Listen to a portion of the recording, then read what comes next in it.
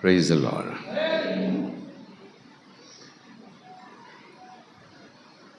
విశ్వాసం గురించి మాట్లాడుకుందాం. అమూల్యమైన విశ్వాసం,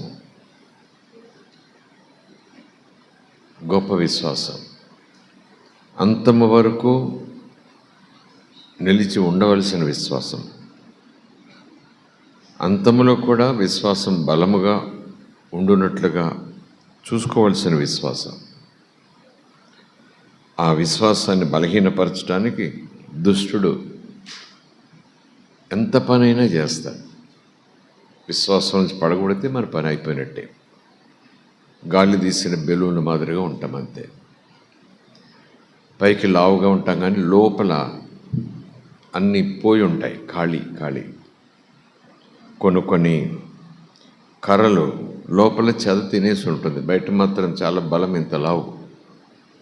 కానీ చేత్తో పట్టుకుని ఇలా అనేటప్పటికి విరిగిపోతుంది. ఇంతలా ఉంది కదంటే లోపలేమి లేదు, చెద తినేసింది. పైకి మాత్రం చాలా బలంగా ఒక దూలం మాదిరిగా ఉపయోగించుకోవచ్చు, పందిరేసుకోవడానికి కూడా ఉపయోగించుకోవచ్చు అన్నట్టు ఉంటుంది. పైకి చెదబడితే దులిపేసుకుంటాం, ఏదేదో పోస్తాం, కాచుకుంటాం, ఇది పనికిరాదమ్మా అని చెప్పుకుంటాం. పక్కబడేయండి, పొయ్యిలోకే పనికొస్తుంటాం. కానీ లోపల చెద, ఎందుకంటే లోపల చెద మనల్ని భ్రమపరుస్తుంది. లోపల చెద మనకు తెలియకపోతే పైన చూసిన బలం, ఆ బలాన్ని నమ్ముకుంటాం, ఆ బలాన్ని ఆధారం చేసుకుంటాం. ఆ బలాన్ని ఎప్పుడైనా ఉపయోగించుకోవచ్చు కదా అని భద్రంగా పక్కన పెట్టుకుంటాం. తీరా సమస్య వచ్చినప్పుడు, శోధన వచ్చినప్పుడు, పోరాటం లాంటి పరిస్థితులు మనకు ఎదురైనప్పుడు, పెనుగాలి తుఫానుకు మనమే ఎగిరిపోతామేమో అనే సందర్భంలో ఆ రాటను పాతి లోతుగా నాటి ఆ రాటను గట్టిగా పట్టుకుంటే ఈ గాలి నన్ను ఎగిరిపోయేలాగా చేయలేదు అని అనుకుంటాం. తీరా రాట పాతదామని గొయ్యి తీసి అందులో పాతితే చేతిలోనే ముక్కలైపోయింది, చీపురు పుల్లలాగా. ఆశ పోయింది. అయ్యో బలం అనుకున్నాను, అయ్యో కాపాడుతుంది అనుకున్నాను, అయ్యో ఇంత పెద్ద ఆధారమైనటువంటి కర్ర అనుకున్నాను, రేపు తుఫాను వచ్చినప్పుడు దీన్ని పట్టుకోవచ్చు అనుకున్నాను. కానీ ఇది విరిగిపోయింది, చీపురు పుల్లకున్న బలం కూడా లేదు. ఆశపడ్డాను. ఒకవేళ అలాగున్న లోపల సరుకు లేనిదని ముందే తెలిస్తే ఇంకో దాన్ని పట్టుకుంటాం. కానీ ఈ పరిస్థితి మాత్రం చాలా దయనీయమైన పరిస్థితి. అలాగున మన విశ్వాసం విషయంలో చాలా జాగ్రత్తగా ఉండాలి. స్తోత్రం కలుగునుగాక. హల్లెలూయా. మన భక్తి మాత్రం అన్యులు చేసే, అంటే ప్రభువును, జీవము గల దేవునిని ఎరుగని వారు చేసే ఆ విధానాలు కాదు. నమస్కారాలు అయ్యే కావచ్చు, చప్పట్లు అయ్యే కావచ్చు, ఫలములు అర్పణలు అయ్యే కావచ్చు, మందిరాలు వచ్చిపోవటం, అదొక మందిరం ఇదొక మందిరం, అదొక భజన ఇదొక భజన, అదొక పుస్తకం ఇదొక పుస్తకం, వాళ్ళకి స్నానాలు మనకి స్నానాలు, వాళ్ళకి ఉపవాసాలు మనకి ఉపవాసాలు, వాళ్ళకి తెల్లబట్లు మనకి తెల్లబట్లు, వాళ్ళకు హల్లెలూయ మనకు హల్లెలూయ, వాళ్ళకి ఇంకో. అవును కదా, ఏముంది అందులో? అది కాదు కదా, ఏదో వ్యత్యాసం ఉండాలి. వాళ్ళకి విగ్రహాలు ఉన్నాయి, మనకు విగ్రహాలు లేవు, అదొకటేనా? కానీ కాదు. స్తోత్రం కలుగునుగాక. ఎనివి ప్రార్థనలో ఎందుకో ఆ మాట, చట్టాలున్న ప్రార్థన వస్తుండగా నా నోటి వెంపటి జాలువారింది. ఆ మాట ఆలోచనలు వచ్చేస్తూ ఉంటే అదే పలికేశాను. తల్లి ప్రేమతో 6 పిల్లలకు చక్కగా భోజనం వండి పెట్టచ్చు, సమానంగా వండి పెట్టచ్చు, కొసరు వండి పెట్టచ్చు, అందరికీ పెట్టాలి. తండ్రి కూడా ఆస్తి పిల్లలందరికీ సమానంగా పంచాలి, సాధ్యమైనంత వరకు అభ్యంతరం రాకుండా అంటూ ఒక తల్లి తండ్రి అలాగున న్యాయబద్ధంగా ప్రేమను చూపిస్తూ లోక సమాజపు స్థితిని అనుసరించిన అన్య రీతిగా మనం చూస్తే సోమవారం ఒక భక్తి, మంగళవారం ఒక భక్తి, బుధవారం ఒక భక్తి, గురువారం అక్కడెక్కడికి వెళ్ళే భక్తి, శుక్రవారం ఆ కొండెక్కే భక్తి, శనివారం ఈ నదిలోకి వచ్చే భక్తి ఉన్నాయి కదండి. వారాలు, ఒక్కొక్క వారానికి ఒక్కొక్కరు. కనుక అందరికీ సర్దుబాటు చేస్తుంటాం, అందరికీ కొంచెం ఇస్తుంటాం. ఈ వారం నీది, రెండో వారం నీది కాదు, ఈ వారం నీది, తర్వాత వారం నీది కాదు అన్నట్టుగా అనుకోగానే అన్నట్టు ఉంటుంది ఆ భక్తి. తృప్తి పడిపోతుంటారు. చేశాము చేశాము చేశాము చేశాము చేశాము, అందులో సరుకు ఉండదు. అలాగే విచారకరం, ఆలోచన చేయాల్సిన విధానం, తీవ్రంగా ఆలోచన చేయాల్సిన విధానం. క్రైస్తవత్వంలో కూడా విశ్వాసములో తీవ్రంగా దేవుని యొక్క ఆత్మజ్ఞానంతో ప్రభువును అంతకంతకు పెనవేసుకుంటూ దేవుని ఇష్టము ఎరిగి జీవిస్తూ మన ఇష్టాన్ని దేవుని దగ్గర బలిగా ఇచ్చేస్తూ ఎదగాల్సినటువంటి భక్తి జీవితం అంతకంతకు ఈ మాదిరిగా పంపకం మాదిరిగా జరిపోతూ ఉంది.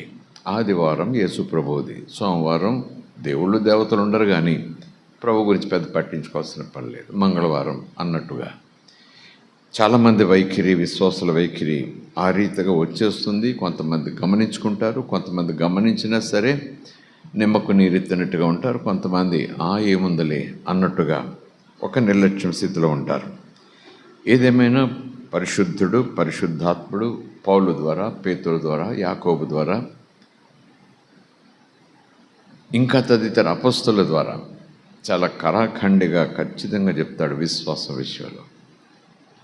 అంతమ వరకు విశ్వాసాన్ని కాపాడుకోవాలి, దానికోసం పోరాడాల్సి వస్తుంది, పరిగెత్తాల్సి వస్తుంది అంటూ పౌలు గారు అంటారు. పేతురైతే అమూల్యమైన బంగారం కొలిమిలోకి వెళ్ళి పరీక్షింపబడుతుంది కదా, దానికన్నా విలువైంది కదా మన విశ్వాసం. ఆ బంగారం అయితే లోకములో నేను సంపద కలిగిన వాడనని అందరికీ ఒక గుర్తింపు, నాకు సంతోషం. అంతవరకే బంగారం నాకు తెచ్చిపెట్టేది. బంగారం నేను కలిగి ఉంటే నాకు అనిపించేది, ఇతరులకు కనిపించేది.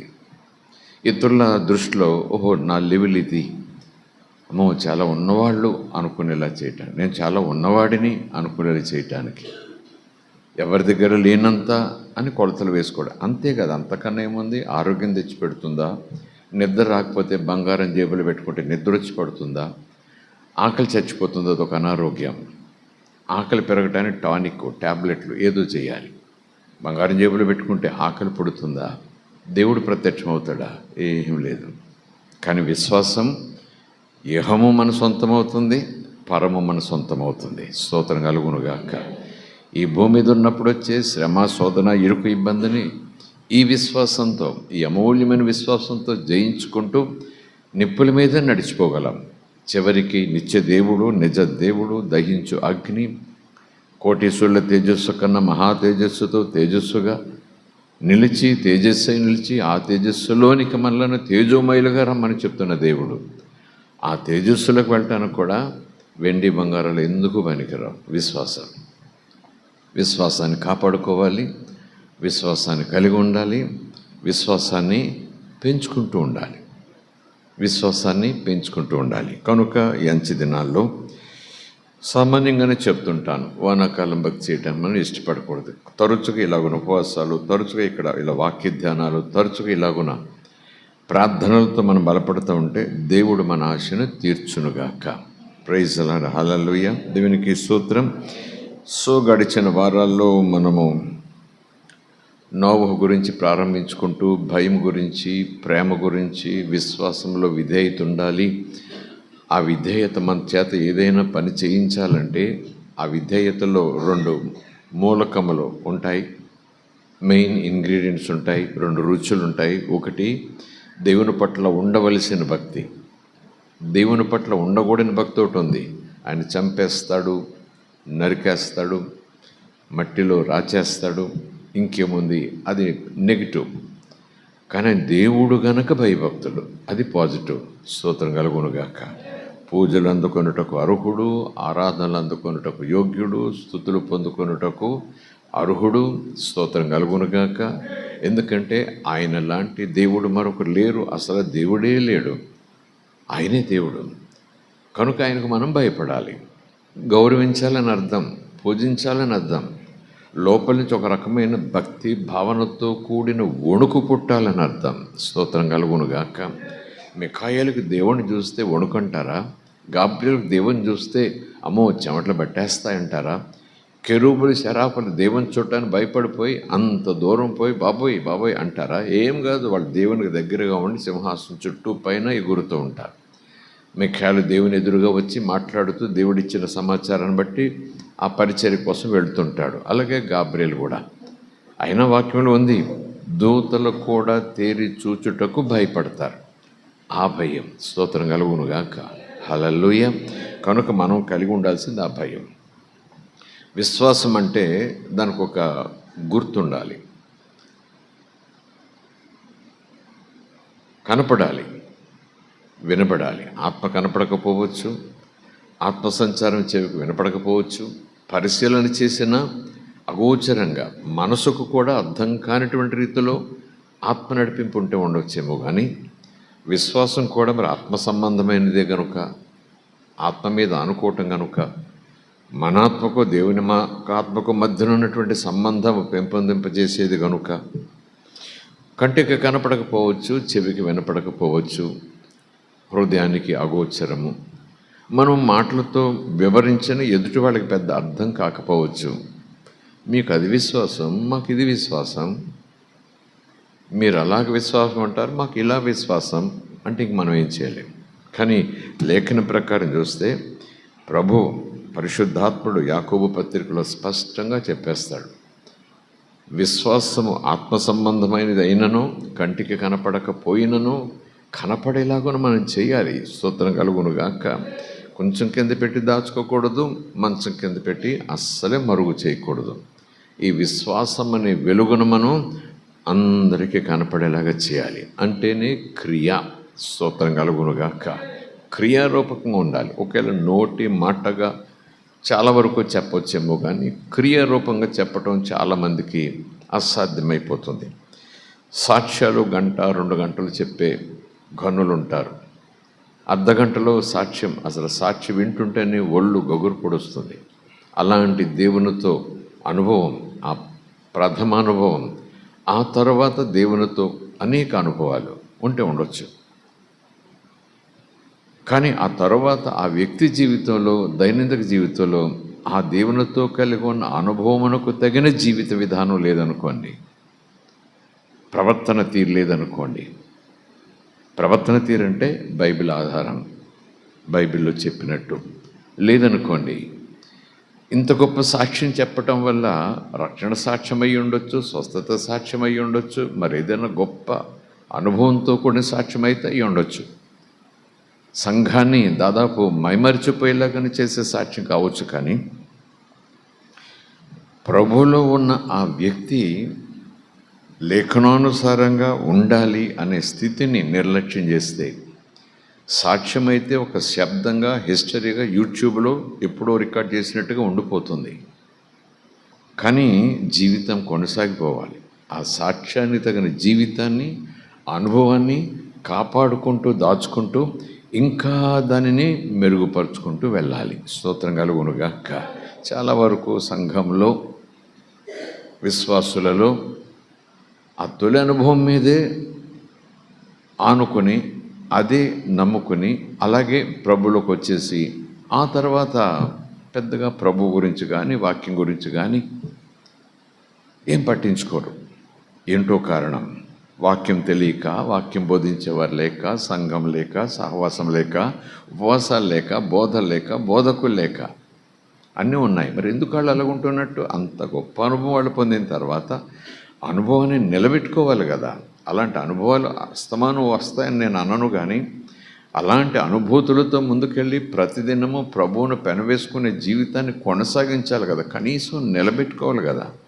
కానీ ఎందుకు వెనకబడిపోతున్నాం? ఏదో ఇవ్వాలని ప్రార్థన చేస్తాం, ప్రభు దగ్గర పెనుగులాడుతాం, పొట్లాడినంత పని చేస్తాం. పొట్లాడు కాదు కానీ ఇంక నేను చచ్చిపోతాను అన్నట్టుగా ప్రారంభ దినాలు ప్రభు నెరుగుకపోయినా ప్రభులో ఉన్న కొంచెం విశ్వాసాన్ని బట్టి ఆయన ఇచ్చేస్తాడు. 1 నెల, 1 సంవత్సరం. ఆ తర్వాత మరి నా భక్తి జీవితం ఎలా ఉంటుంది? వాక్యానుసారంగా నా జీవితం ఎలా ఉంటుంది? సంఘంలో నా జీవితం ఎలా ఉంటుంది? అది కదా పద్ధతి. స్తోత్రం కలుగునుగాక. హల్లెలూయా. కనుకనే ప్రభు అంటాడు, విశ్వాసం అంటే ఎలక్ట్రిక్ బల్బులాగా ఉదయాన్నే సూర్యుడు తూర్పును ఉదయించాడు, తర్వాత కనపడడు అన్నట్టు కాదండి. ఈ వెలుగు నిత్యము ఉండాలి. చీకట్లో కూడా వెలుగు కనపడాలి. స్తోత్రం కలుగును గాక. హల్లెలూయా. సంఘం యొక్క సాక్ష్యం, సంఘం యొక్క పరుగు, సంఘం యొక్క పోరాటం, సంఘం యొక్క ప్రయత్నం, సంఘం యొక్క అభ్యాసం అంతా కూడా ఆ వెలుగే దీపాన్ని ఆరిపోకుండా చేసుకోవాలి. దాన్ని ఇంకా ప్రజ్వలింప చేసుకుంటూ ఉండాలి. కనీసం లోక సంబంధమైన ఆకర్షణలకు అది ఆరిపోకుండా కొంచెం కవరింగ్ అయినా చేసుకుంటూ ఉండాలి. ఆ విషయంలో విశ్వాసులమైన మనం కొంచెం వెనకబడుతున్నట్టు, విశ్వాసులమైన మనం కొన్ని విషయాల్లో ఏదో ఒక ధీమా, పొద్దుటి రోజు 2 నిమిషాలు ప్రార్థన చేసుకుంటున్నాను కదా, సాయంకాలం ఒక 2 అధ్యాయాలు చదువుకుంటున్నాను కదా, ఏదో అప్పుడప్పుడు ఎవరు వస్తే కొంచెం భోజనం పెట్టి పంపిస్తున్నాను కదా, మంచిదే మంచిదే మంచిదే అలా సరిపెట్టుకుంటే కుదరదు. లేఖనంలో పాత నిబంధనలోనే ధర్మశాస్త్ర కాలంలోనే ఒక మహారాజే అంటాడు ఈ మాట, దుప్పి నీటి వాగుల కొరకు ఆశపడుచున్నట్టుగా దేవా నీ కొరకు నా ప్రాణము. నేను కాదు, ప్రాణం లేకపోతే నేనెక్కడ, నా ప్రాణం వేరు నేను వేరు కాదు. లేకపోతే ప్రాణం లేకపోతే నేనేమిటి, ఏమీ లేదు. అంటే శరీరం కన్నా ప్రాణం విలువైనది, అవసరమైనది. ఆ ప్రాణం లేకపోతే కట్టి కనుక నా ప్రాణం, నా శరీరం నీ కొరకు కాదు, నా ప్రాణం నీ కొరకు తృష్ణ తృష్ణ. స్తోత్రం కలుగునుగాక. అంటే దప్పిక కన్నా ఇంకా లెవెల్ హై అన్నమాట. అలాగున మనం ప్రభు పట్ల దప్పిక కలిగి, దేవుడు మనకిచ్చిన కుటుంబ బాధ్యత, మనకిచ్చిన ఉద్యోగపు బాధ్యత, పొలం పని బాధ్యత, అవన్నీ కూడా వాక్యానుసారంగా చక్కపెట్టుకుంటూ ఆ పిదప ఆధ్యాత్మికతలో వెనకబడిపోకుండా ఉండాలి. ఆత్మీయతలో మనం దిగజారిపోకుండా ఉండాలి. అంతకంతకు ధ్యాస, ధ్యానము, ఆలోచన, ఆకలి దప్పికలు పెంచుకుంటూ ఉండాలి. అలాగన మనం ఉండకపోతే ఆత్మీయతలో పడిపోతామని నేను చెప్పను, కానీ దేవుడు బల అనే స్థాయిలో మనం ఉండమేమో. ఎవరిని బల అన్నాడు? ఒక తలాంతి ఇచ్చాడు, మళ్ళీ కొంతకాలం తర్వాత వచ్చాడు, ఏం చేసావయ్యా, ఎలా ఉన్నావయ్యా, అవును నీకు ఆ వరం ఇచ్చాను కదా, అలాంటి జీవితం ఇచ్చాను కదా, అలాంటి సాక్ష్యం ఇచ్చాను కదా అన్నట్టుగా, ఏం చేసావా తలాంతు, టాలెంట్ అన్నట్టు. అతడు అన్నాడు, ఇదిగో నువ్వు ఇచ్చింది నీకే, కాపాడుకున్నాను, ఎవరు పట్టుకోకుండా కాపాడుకున్నాను, జేబులు వేసుకుంటే పడిపోద్దేమో అనుకున్నాను, అందుకే ఒకచోట గొయ్యి తీసి కప్పెట్టాను, నువ్వు వస్తావని తెలుసు, అడుగుతావని తెలుసు, నువ్వు ఇచ్చిన అనుభవం వల్ల నీకే ఇస్తున్నా అన్నట్టు. అక్కడైతే వరమో ఏదో తలాంతో రోకో దీనారమో అయితే ఉండొచ్చు, కానీ ఆ వరం, ఆ అనుభవం, ఆ దేవునితో కలిగిన ఆ మొదటి అనుభవం భద్రంగా దాచాను. మళ్ళీ అడుగుతావు కదా, మళ్ళీ అదే సాక్ష్యం నీ ముందు పెడతా. అప్పుడు నన్ను ఇలా కాపాడు, అప్పుడు నేను ఇలా రక్షణ పొందాను, అప్పుడు నాతో ఇలా మాట్లాడావు, అప్పుడు మళ్ళీ అదే అన్నట్టుగా పోలుస్తున్నాను ఆ ఉపమానాన్ని మధ్యాహ్నం. కానీ 5 తలాంతులు 5 అనుభవాలు అనుకోండి, 2 తలాంతులు 2 అనుభవాలు అనుకోండి, వాళ్ళను పిలిచాడు. నిజానికి 5 తలాంతులు ఇచ్చిన వాడిని ముందు పిలిచాడు. స్తోత్రం కలుగునుగాక.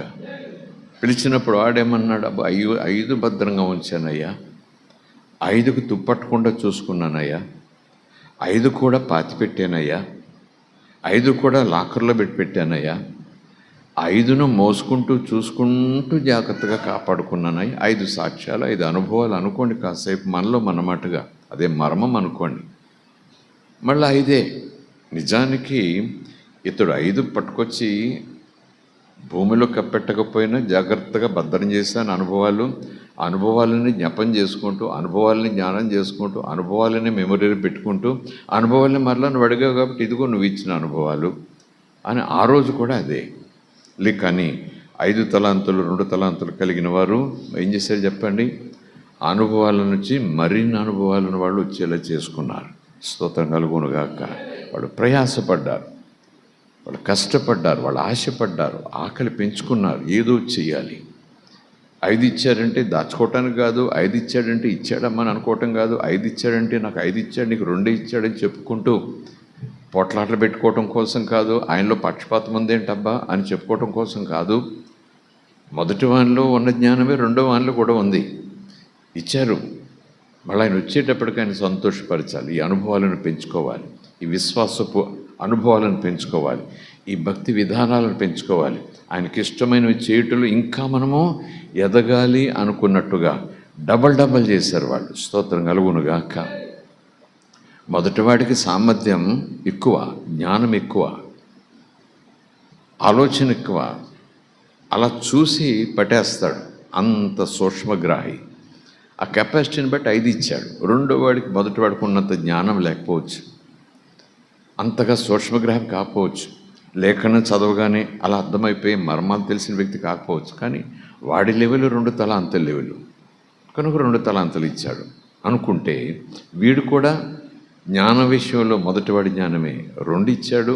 మళ్ళా ఆయన ఎదురుగా పెట్టి ఇదిగో 2 దాచాను ఇదిగో అని చెప్పటం సబబు కాదు కదా.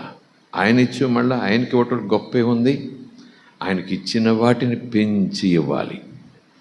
ఆయన కనుబొమ్మలు పైకి లేవాలి, ఆయన కనులు విశాలమవ్వాలి, నా వైపు చురుకుగా సంతోషంగా చూడాలి, బలా అనాలి.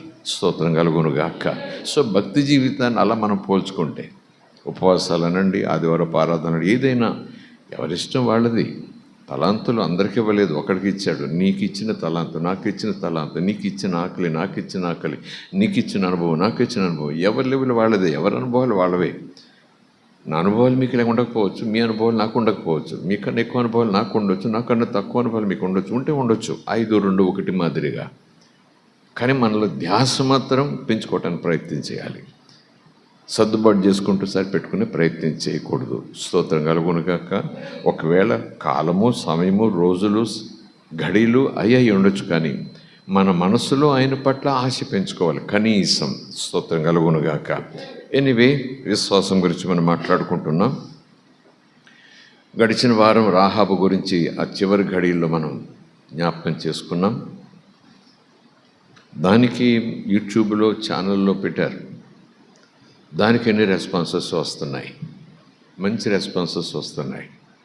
ఆ కోణంలో, ఆ రీతిలో ఎప్పుడు మేము వినలేదు. చాలా విపులంగా, వివరంగా చెప్పారు. సో మీలాంటి వాళ్ళు మా ప్రాంతానికి రావాలి, ఎప్పుడైనా వచ్చారా అంటూ చిన్న చిన్న ఆలోచనలతో సమాచారం అందుతూ ఉంది ఫోన్స్ ద్వారా. Anyway, God is good. దేవునికి స్తోత్రం. హల్లెలూయా. సో విశ్వాసం గురించి ఒక అర్ధ గంట సేపు లేదా 40 నిమిషాలు మనం మాట్లాడుకోవడానికి ప్రయత్నం చేద్దాం. 11వ అధ్యాయం ధ్యానం చేసుకుంటున్నాం. హెబ్రీయులకు రాసిన పత్రికలో నోవహు దగ్గర ప్రారంభించాం, అబ్రాహామును దాటిపోయాం, సారాను దాటిపోయాం, మోషే దాకా వచ్చేసాం. ఆ తర్వాత కిందకు వచ్చేస్తూ కొన్ని వచనాలు చదువుకున్నాం. ఈరోజు కూడా అవే వచనాలు చూడటానికి మనం ప్రయత్నం చేద్దాం. 30వ వచనం నుంచి 34 వరకు. 30 చాప్టర్ 11 హెబ్రీ. విశ్వాసమును బట్టి 7 దినముల వరకు ప్రదక్షిణము చేయబడిన, ప్రదక్షిణము అంటే అది భక్తి ఉపయోగించే మాట, చుట్టూ తిరగటం, వృత్తంగా తిరగటం అంటాం. ప్రదర్శనగానే మనకు వెంటనే ఏ దృశ్యం వచ్చేసి చెప్పండి? గుడి, గోపురము, ప్రదర్శనం, నమస్కారం, భక్తి జ్ఞాపకం వచ్చేస్తుంది. ఎనీవే, ఇక్కడ భక్తితో ఆ కోట చుట్టూ తిరగలేదు యెహోషువ సైన్యాలు. 7 మార్లు అదే కదా అక్కడ చెప్తున్నాడు. స్తోత్రం కలుగునుగాక. చుట్టూ తిరిగారు. ప్రదర్శన చెయ్యి అని యెహోషువ గ్రంథంలో ఆ తర్జుమా లేదు కదండి. 6 మార్లు, రోజుకొక్క మారు ప్రదర్శనం చేయాలి అని లేదు అక్కడ. చుట్టూ తిరగాలని ఉంది. హెబ్రీయులకు రాసిన పత్రికలో ట్రాన్స్లేషన్ వచ్చేటప్పటికి ప్రదర్శన అని ఉంది. మాటను మాటగా, మక్కిగా అక్షార్థంగా తీసుకుంటే ప్రదక్షిణం అన్నాడు కనుక భక్తి గురించే అని అనుకోవటానికి మనం అనుకోకూడదు. ఎందుకంటే ఆ కోట ఏం చెప్పండి, పాపముతో నిండి ఉన్న రాజ్యము చుట్టూ ఉన్న కోటది. దేవుడు దాన్ని నాశనం చేయాలనుకున్నాడు, దాన్ని చేతికి స్వాధీనం చేయాలనుకున్నాడు. అందులో ఉన్నది ఏది తెచ్చుకోవద్దు, శపితమైందని చెప్పేశాడు. ఆకాన్ అందులో నుంచే పట్టుకొచ్చాడు. కాస్త వెండి, కాస్త బంగారము, పట్టు వస్త్రాలు కొంచెం. ఆ తర్వాత యెహోషువ స్వాధీనంలో, యెహోషువ సారథ్యములో, సైన్యములకు అధిపతి అయిన యెహోవా యుద్ధములలో జయమిచ్చుచుండగా ఆ మరునాడు జరిగిన యుద్ధంలో చచ్చిపోయారు చాలామంది ఇశ్రాయేలు. యెహోషువ భయపడిపోయాడు. కాదు, దేవుని దగ్గరికి వెళ్ళి ఎప్పుడు లేదు ఇలాంటి అపజయం అంటూ దుఃఖపడుతుంటే దేవుడు బయలుపరిచిన విధానం, మీలో ఒకడు పాపం చేశాడు, చెప్పించిన దానిని వాడు ఇంట్లో తెచ్చుకున్నాడు అంటూ చెప్పిన మాటను బట్టి చూస్తే ఆ కోట చుట్టూ తిరగటం, లోపలేముంది శాపం, నాశనం అన్నట్టు. స్తోత్రం కలుగునుగా. ప్రదర్శన అంటే మరి ఏదో భక్తికి సంబంధించిన లోపల ఏదో దైవత్వం ఉంటుందని. అందుకే పదం వచ్చినక్కడ ఆ పదం యొక్క అర్థం దైవిక సంబంధమైనది అన్నట్టుగా ఉన్నా చుట్టూ తిరగటం అని అనుకోవాలి అంతే. స్తోత్రం కలుగునుగాక. హల్లెలూయ. విశ్వాసమును బట్టి 7 దినముల వరకు ప్రదక్షిణము చేయబడిన తర్వాత ఎరుకో కోటలు, ఎరుకు గోడలు కూలాయి. మొదటి రోజు ఎందుకు కూలలేదు, రెండవ రోజు ఎందుకు కూలలేదు? ఆ దేవుడే కదా, ఆ ప్రజలే కదా, ఆ కోటే కదా, అదే వాతావరణం కదా, అదే నేల కదా. మొదటి రోజు ఎందుకు కూలలేదు, రెండవ రోజు ఎందుకు కూలలేదు, మూడవ రోజు ఎందుకు కూలలేదు? దేవుడు అప్పుడు దాకా ఎందుకు ఆగాడు, ఇంకేం జరుగుతుంది అని ప్రశ్నలు వేసుకుని అయోమయాన్ని గురి కాకుండా యెహోషువ యొక్క దేవుని అనుసరించే విధానం, మోషేను కూడా అలా చాలాసార్లు దేవుడు ఆ మొక్కను నీళ్ళలో వేయి, ఈ బండను కర్రతో తాకు, ఇలాగ అక్కడక్కడక్కడ కొన్ని సన్నివేశాలు కనిపిస్తాయి. విశ్వాసాన్ని పరీక్ష అందామా లేదా ప్రభువును వెంబడించడం అంటేనే ఇలాంటి నడిపింపులు ఎన్నో దేవుడు మన ముందు పెడతాడు. అంత వెరితనంగా ఉంటాయి మనకి. స్తోత్రం కలుగునుగాక. స్కూల్లో చదువుకున్నట్టుగా, కాలేజీలో చదువుకున్నట్టుగా, ఒకవేళ చదువు లేకపోయినా సమాజపరంగా పుట్టి సమాజంలో అమ్మనాన్నల పెంపకంలో పెరుగుతున్నప్పుడు కూడా కొన్ని ఇవిలాగా ఇది ఇలా కాదు అలా కాదని తెలిసే విషయాలు చాలా ఉంటాయి. అలాగ తెలిసినట్టు ముందుకు సాగిపోయినా చాలా సందర్భాల్లో ఉక్కిరిబిక్కిరైపోయే పరిస్థితి. లేఖనం కూడా అదే. దేవుని నడిపింపులో మనము ఆయన అనుకున్నట్టుగా నడిచినా, మనం అనుకున్నట్టుగా, ఆయన అనుకున్నట్టుగా అన్నీ పోతున్నాం. ఒక్కొక్కసారి అంతవరకు ఎన్నో రోజులు, ఎన్నో అనుభవాలు, ఎన్నో రీతిలుగా వెళ్తుంటే ఆయన ఇచ్చే అనుభవాలు ఏంటో మనకు అర్థమైపోయింది. ఆయన నడిపింపు ఎలాగుంటుందో అర్థమైపోయింది. యుద్ధానికి వెళ్ళేటప్పుడు ఎలాగా, పంటలు పండించేటప్పుడు ఎలాగా, భక్తి చేసేటప్పుడు ఎలాగా, ప్రత్యక్ష గుడారులోకి వెళ్ళేటప్పుడు ఎలాగా అన్నట్టుగా ఆయనతో సహవాసం చేస్తున్నాం కనుక, నెలలు సంవత్సరాలు గడుస్తున్నాయి కనుక ఆల్మోస్ట్ అర్థమైపోయింది. కొట్టిన పిండే ఈ భక్తి, కొట్టిన పిండే యెహోవాను వెంబడించడం, కొట్టిన పిండే దీని తర్వాత అది వస్తుంది, తర్వాత అక్కడ, తర్వాత ఇలాగా, సాయంకాలానికి ఇలాగా అలవాటు అయిపోయింది బహుశా.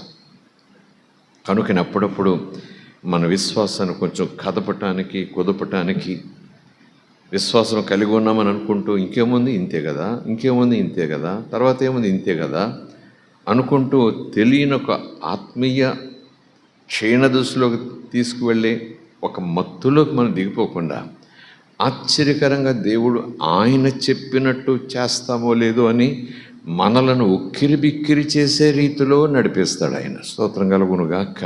వెంటనే మనం తేరుకుంటాం. వెళ్ళండి ఇచ్చాను మీకు, వెళ్ళండి తాగండి, బండ నీరుస్తుంది, సముద్రం దాటిపోండి తెరుస్తుంది, ఇవన్నీ కూడా 1 2 3 1 2 3 అన్నట్టుగా జరిగిపోతూ ఉన్నాయి. నెక్స్ట్ అది కదా అని అనుకుంటున్నాం. కానీ యెహోషువ గ్రంథం ఈ సందర్భం, ఈ సన్నివేశం దగ్గరకు వచ్చేటప్పటికీ దేవుడు అంటున్నాడు 6 మార్లు, రోజుకొక మారు, చివరి రోజు 6 మార్లు తిరిగిన తర్వాత 7వ మారు మీరు ఆర్భాటం చేయాలి. అప్పటి వరకు మౌనంగా తిరగాలి. అంటే అప్పుడు దాకా దేవుడికి శక్తి లేదా, దేవుడు తీరిగ్గా వేరే పని చూసుకుంటాడా? ఈ లోపల వీళ్ళలో ఎవరైనా ఫిల్టర్ అయిపోతారా కొంతమంది? ఎవడు తిరుగుతాడు బాబు 3 సార్లు తిరుగుతులోకైనా కాడు పట్టేసిన పోతారా కొంతమంది? ఏంటో. ఏదేమైనా ఒక చిన్న ఆలోచన మీ ముందు పెడుతున్నాను. విశ్వాసంలో బలపరచటం. ఆయన అన్నాడు, నేను చేస్తాను అంతే. స్తోత్రం కలుగునుగాక. రెండో రోజు ఎందుకు అవ్వలేదు, ఎందుకు చేయకూడదు దేవుడు, నాకెందుకు ఇంత శ్రమ పెట్టాడు?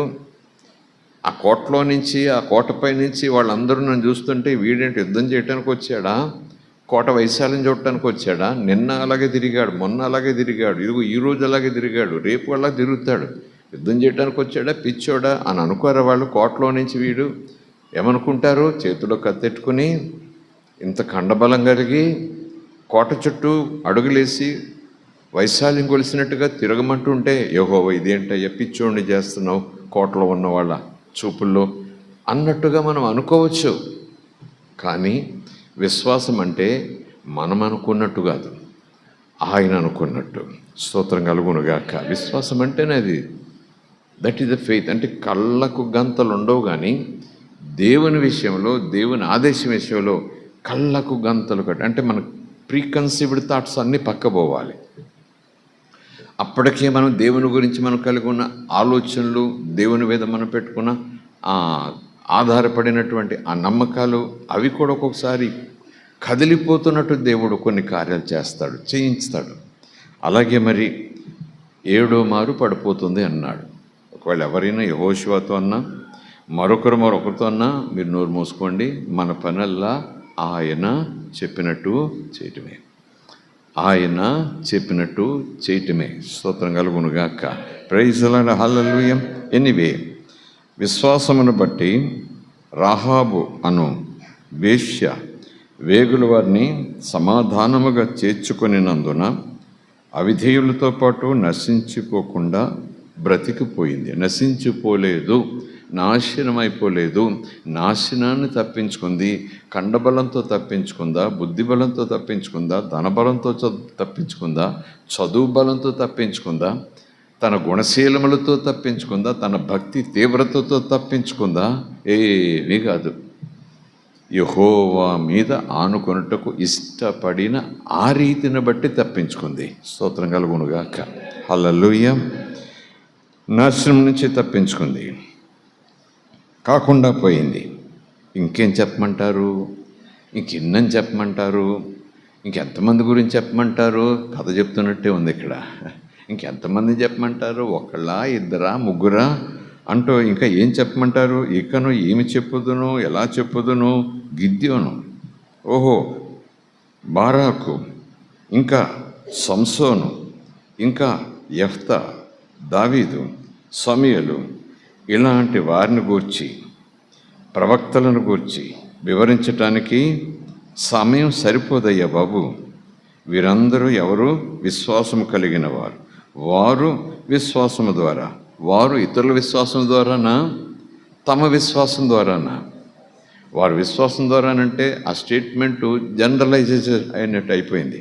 పదం అక్కడ పోయిందని నేను అనను, కానీ చదువుకున్నప్పుడు వారు తమ విశ్వాసం ద్వారా అలాగునా, అంతే.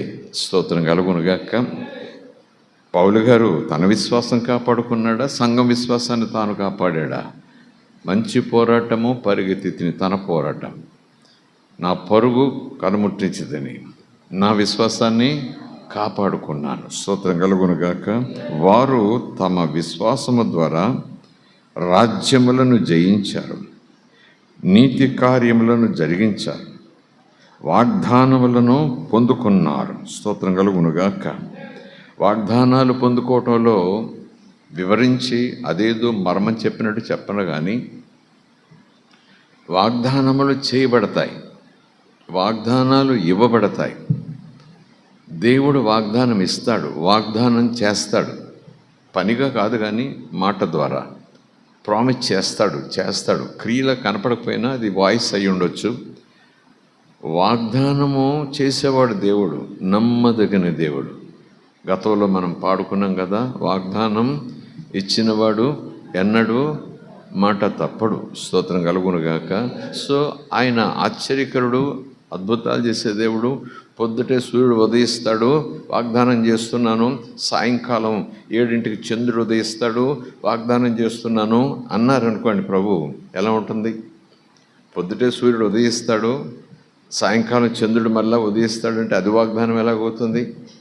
ఆ వాగ్దానం కూడా ఆశ్చర్యకరంగా ఉండాలి. స్తోత్రం కలుగునుగాక. ధీమా, ఆనుకోతగినటువంటి గొప్ప హామీ అయి ఉండాలి. స్తోత్రం కలుగునుగాక. హల్లెలూయా. నీకేం భయం లేదు, నేనున్నా అన్నట్టు. ఏ వ్యాధి నీ దగ్గరికి రాదు, ఏ వ్యాధిని గుడారాన్ని సమీపించదు అన్నట్టుగా. శత్రువుల, సమస్యల, శోధనల నీ పక్షంగా నేనుంటా ఆ సమస్యకు నీకు మధ్య నేను నిలబడతా, ఆ సమస్య నాకు అప్పచెప్పు, నేను తీస్తా.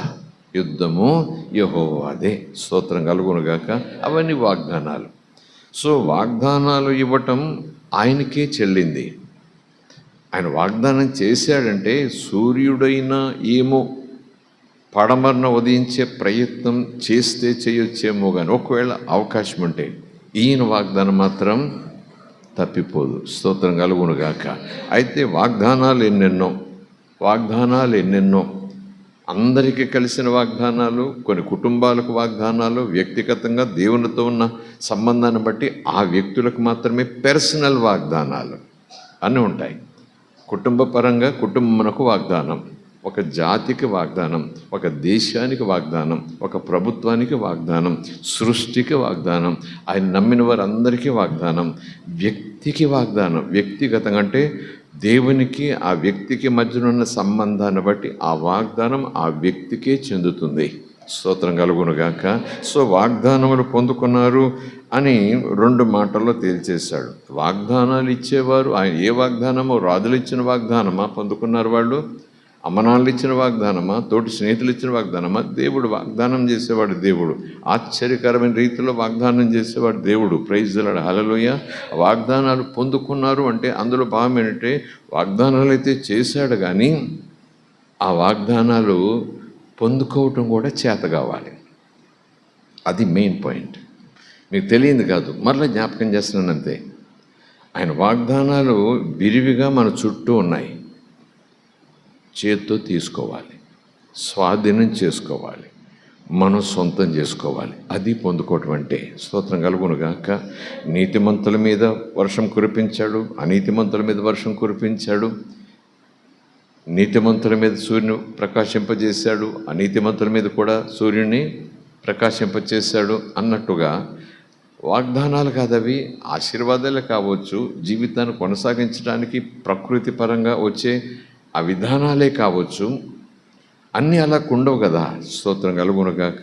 చెప్పాను కదా, పర్సనల్గా కానీ, ఒక కుటుంబ పరంగా కానీ, ఒక జాతి పరంగా కానీ ఆయన వాగ్దానాలు ఇచ్చినప్పుడు ఆయన వాగ్దానం ఇచ్చాడు. He released the promise, he send his promise. ఆయన తన వాగ్దానాన్ని పంపాడు, ఆయన తన వాక్కును పంపాడు. యెషయా గ్రంథం 55వ అధ్యాయం. ఆయన తన వాక్కును పంపాడు, అది నిరర్ధకంగా వెనక్కి రాదు. ఆయన పంపిన కార్యాన్ని సఫలం చేసి వస్తుంది. స్తోత్రం కలుగునుగాక. దేవుడు కూడా, ప్రభువు కూడా, రక్షకుడిని యేసు కూడా తండ్రిలో నుంచి తండ్రి పంపగా తండ్రిని పోలి తండ్రిని పరిచయం చేయటం, తండ్రి ప్రతిబింబాన్ని నేనే అంటూ చెప్పడానికి తండ్రి చేత పంపబడి వచ్చాడు. యేసు అంటేనే వరం, యేసు అంటేనే వాగ్దానం. నా కుమారుని యందు ఎవరైతే విశ్వాసం ఉంచుతారో నా చేత పంపబడిన వాడని, ఒక ప్రణాళిక చొప్పున నా చేత పంపబడిన వాడని, ఎవరైతే నా కుమారుని యందు విశ్వాసం ఉంచుతారో వారందరికీ తండ్రి ఏమన్నాడు? నిత్య జీవమిస్తాను అని వాగ్దానం చేశాడు. స్తోత్రం కలుగునుగాక. కుమారుడు వచ్చేసాడు, అందరికీ వాగ్దానం వచ్చేసిందా? నా కుమారుని పంపాను, నా కుమారుడు అందరి కోసం పంపాను, ఆయన అందరికీ ప్రభు, అందరూ మారుమనసు పొందాలి, అందరూ నా దగ్గరకు వచ్చేసేయాలి. లోకం కోసమే దేవుడు లోకాన్ని ప్రేమించాడు, ఒక జాతిని కాదు. దేవుడు లోకాన్ని ప్రేమించాడు, కుటుంబాన్ని కాదు. దేవుడు లోకాన్ని ప్రేమించాడు, ఒక వ్యక్తిని కాదు. దేవుడు లోకాన్ని ప్రేమించాడు. యవ్వనమా, వృద్ధుడా, విధవరాలా పక్క పెట్టండి. దేవుడు లోకాన్ని, అందులో చాలా జన సమూహాలు ఉన్నాయి. చదువుకున్న వాళ్ళు, చదువులేని వాళ్ళు, అంగవైకల్యం కలిగిన వాళ్ళు, కుష్టి వ్యాధిగ్రస్తులు, గుడ్డి వాళ్ళు, చెడ్డవారు, మాంత్రికులు, తాంత్రికులు, హంతకులు, అందరూ ఉన్నారు అందులో. అందరి కోసం యేసును పంపాడు. ఎలా పంపాడు? వరముగా పంపాడు, వాగ్దానముగా పంపాడు. నా చేయి పట్టుకున్న వాళ్ళు ఎప్పటికీ చచ్చిపోరు. నా దగ్గరకు వచ్చిన వారిని ఎప్పటికీ చచ్చిపోనివ్వను. స్తోత్రం కలుగునుగాక. నా కుమారుల్లోకి వచ్చిన వారిని చచ్చిపోకుండా నా దగ్గర ఉంచుకుంటాను అని తండ్రి కూడా అన్నాడు. స్తోత్రం కలుగునుగాక. వచ్చాడు, వాగ్దానం వచ్చేసింది. ఎంతమంది పొందుకున్నారు? వాగ్దానం వచ్చేసింది అందరి కోసం. That promise is for everybody. కానీ ఎంతమంది పొందుకున్నారు? ఎలా పొందుకున్నారు? అందరూ అంగీకరించారా యేసు ప్రభువుని? అందరూ అంగీకరించారా? అదన్నమాట. తండ్రి అయితే అందరూ బాగుండాలి, అందరూ బ్రతకాలి, నరకానికి ఎవడు వెళ్ళకూడదు, అందరూ నాతో రావాలి, నా దగ్గర ఉండాలి. వాళ్ళు నేను కలిసి మళ్ళీ ఒక క్రొత్త సృష్టి, క్రొత్త రాజ్యం, క్రొత్త సృష్టిని వాళ్ళు కలిసి పరిపాలించాలి. నేను వాళ్ళకు దేవుడినై ఉండాలి, వాళ్ళు నాకు ప్రజలై ఉండాలి అనే ఉద్దేశంతో యేసుని రక్షకునిగా పంపాడు, వాగ్దానంగా పంపాడు, వరంగా పంపాడు. ఎందుకంటే సమరీ స్త్రీతో యేసు ప్రభు యాకోబు బావి దగ్గర కూర్చుని మాట్లాడిన ఆ మిట్ట మధ్యాహ్నపు సంభాషణ మీకు గుర్తుండే ఉంటుంది కదా. ఒక వరము, నేనే ఆ వరము అంటాడు యేసయ్య. నేనే ఆ వరము అని తనను తాను ఒక వరముగా పరిచయం చేసుకుంటాడు. అపొస్తలుల కార్యాల్లో పరిశుద్ధాత్మ గురించి కూడా ఒక వరము. యేసు పదార్థం కాదు కదండి, యేసు వ్యక్తి కదండి, మనిషి కదండి, మాట్లాడుతున్నాడు కదా. వరం అంటే అదేదో వజ్రమో, వైడూర్యమో, వెండో, బంగారమో, సంచో, దుప్పటో, ఏదో మంచమో, కొంచెమో, ఏదో ఒక వస్తువు అయి ఉండే. వరం అంటే అంతే కదండి, ఒక పదార్థం అది. కానీ వరం అంటే వ్యక్తి ఎలాగా, అందుకే అర్థం చేసుకోవాలి. ఇక్కడ యేసుప్రభు సమరిస్తూ ఉంటాడు, నేనే ఆ వరాన్ని, నేనే ఆ వాగ్దానాన్ని, నేనే ఆ బహుమానాన్ని. స్తోత్రం కలుగునుగాక. మరి అక్కడ పేతురు పరిశుద్ధాత్మ చేత ప్రేరేపించబడి బజార్లో నిలబడి, సంతలో నిలబడి సువార్త ప్రకటిస్తే చాలామంది హృదయంలో నొచ్చుకుని ఈ పాపములు పోవటానికి మాకేంటి అని అడిగితే, మీరు మారు మనసు పొందండి, పశ్చాత్తాప పడుతున్నారు కనుక పాప క్షమాపణ నిమిత్తం మీరు బాప్తిస్మం పొందండి. అప్పుడు పరిశుద్ధాత్మను వరముగా, వరము, దేవుడు వరము, దేవుని కృప వరము, దేవుని ప్రేమ వరము, దేవుడిచ్చే స్వస్థత వరము, దేవుడే ఒక వరం. స్తోత్రం కలుగునుగాక. హల్లెలూయా. దేవుని మానికి స్తోత్రం కలుగునుగాక. ఇలాగున ఈ వాగ్దానము పొందుకున్నారు అనే మాటను, వాగ్దానం పొందుకున్నారని చదువుకుపోతే పొందుకున్నారు. ఇక్కడ కూడా మనం స్వస్థపరిచే దేవుడు నేనే, ఇదిగో నీకు స్వస్థత వచ్చింది, ఇదిగో నేను వచ్చేసాను, వాగ్దానం. కానీ పొందుకున్నాం కాదండి, రక్షణ పొందుకున్నాం కదండి, విశ్వాసం ద్వారా రక్షణ పొందుకున్నాం. అలాగే అన్నీ కూడా స్వీకరించి పొందుకుని నోటితో పలకాలి. స్తోత్రం కలుగునుగాక. యేసైతే వచ్చాడు కానీ అందరూ ఆయన స్వీకరించలేదు కదా. వాగ్దానం అందరికీ ఇవ్వబడింది కానీ ఆ వాగ్దానాన్ని కొంతమంది సొంతం చేసుకున్నారు. అదే మాట. వీళ్ళు ఏం చేశారు, వాగ్దానమును పొందుకున్నారు. అందులో ఇంకో మాట ఏంటి చెప్పండి, ఆ వాగ్దానాన్ని కావాలని సొంతం చేసుకున్నారు. ఎలా సొంతం చేసుకున్నారు, ఏం వాడి సొంతం చేసుకున్నారు, ఏ విధానాన్ని అవలంబించారు, ఏ అభ్యాసం చేశారు, ఏ మంత్రం, ఏ తంత్రం, ఏ తపస్సు, ఏ యాత్ర చేస్తుంటారంటే విశ్వాసము ద్వారా. స్తోత్రం కలుగునుగాక. కేవలం విశ్వాసము ద్వారా వారు వాగ్దానం పొందుకుని దేవుని చేతుల్లో పాత్రగా నిలబడటమే కాదు, ఆ వాగ్దానం వాళ్ళని దేవుని చేతుల్లో పాత్రగా చేయబడి, ఆ దేవుని చేతిలో పాత్రగా చేయబడిన వ్యక్తులు అనేక మందికి ఆశీర్వాదాలు పంచిన వారు అయిపోయారు. స్తోత్రం కలుగునుగాక. దేవుని టార్గెట్ ఎప్పుడు కూడా ఒకటి కాదు, ఒకటిగానే అనిపించవచ్చు, అక్కడతోనే క్లోజ్ అయిపోవచ్చు. కానీ దేవుడి యొక్క ఆ సూచన, ఆ దర్శనం, ఆ దృష్టి షార్ట్ సైడ్ కాదు, అంటే దగ్గర దృష్టి కాదు. దేవుని ఎప్పుడు కూడా దూరదృష్టి. మనలను భూమి మీదకి పంపాడంటే నన్ను దీవిస్తానని పంపాడు, నన్ను బాగా చూసుకుంటానని పంపాడు, నన్ను తోడుగా ఉండి నాకు ఏ లోటు రాకుండా చేస్తానని పంపాడు.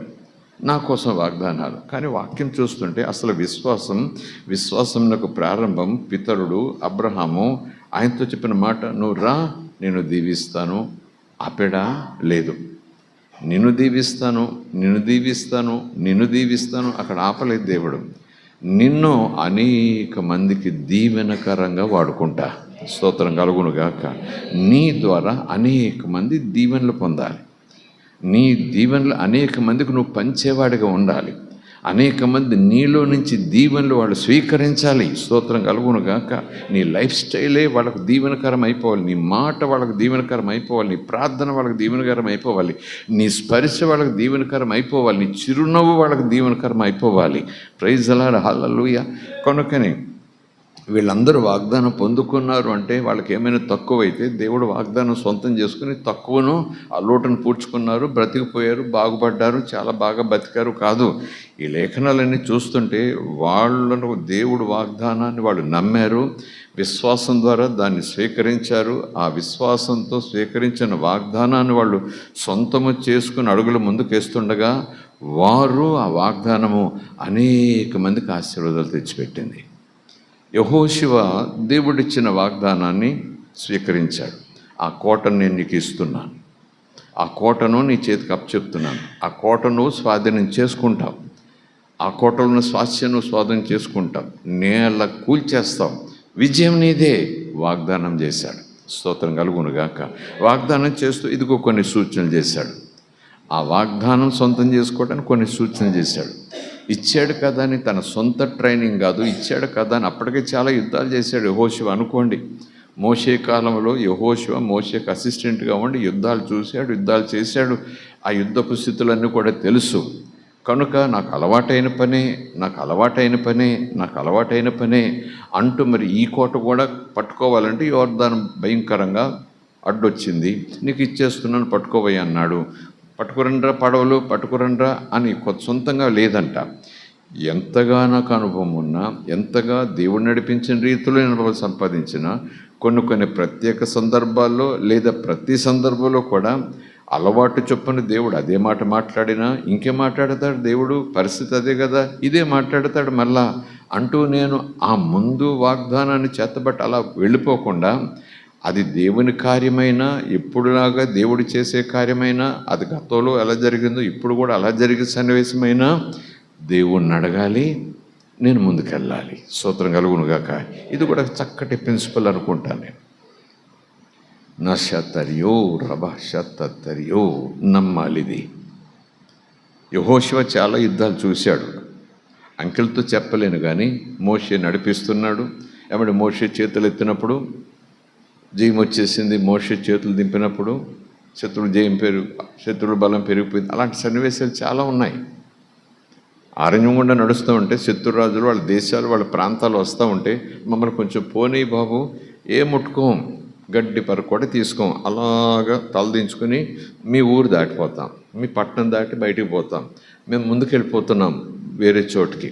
ఇలా వెళ్ళాలంటే చాలా చాలా ప్రయాస, కొండలు, అరణ్యాలు.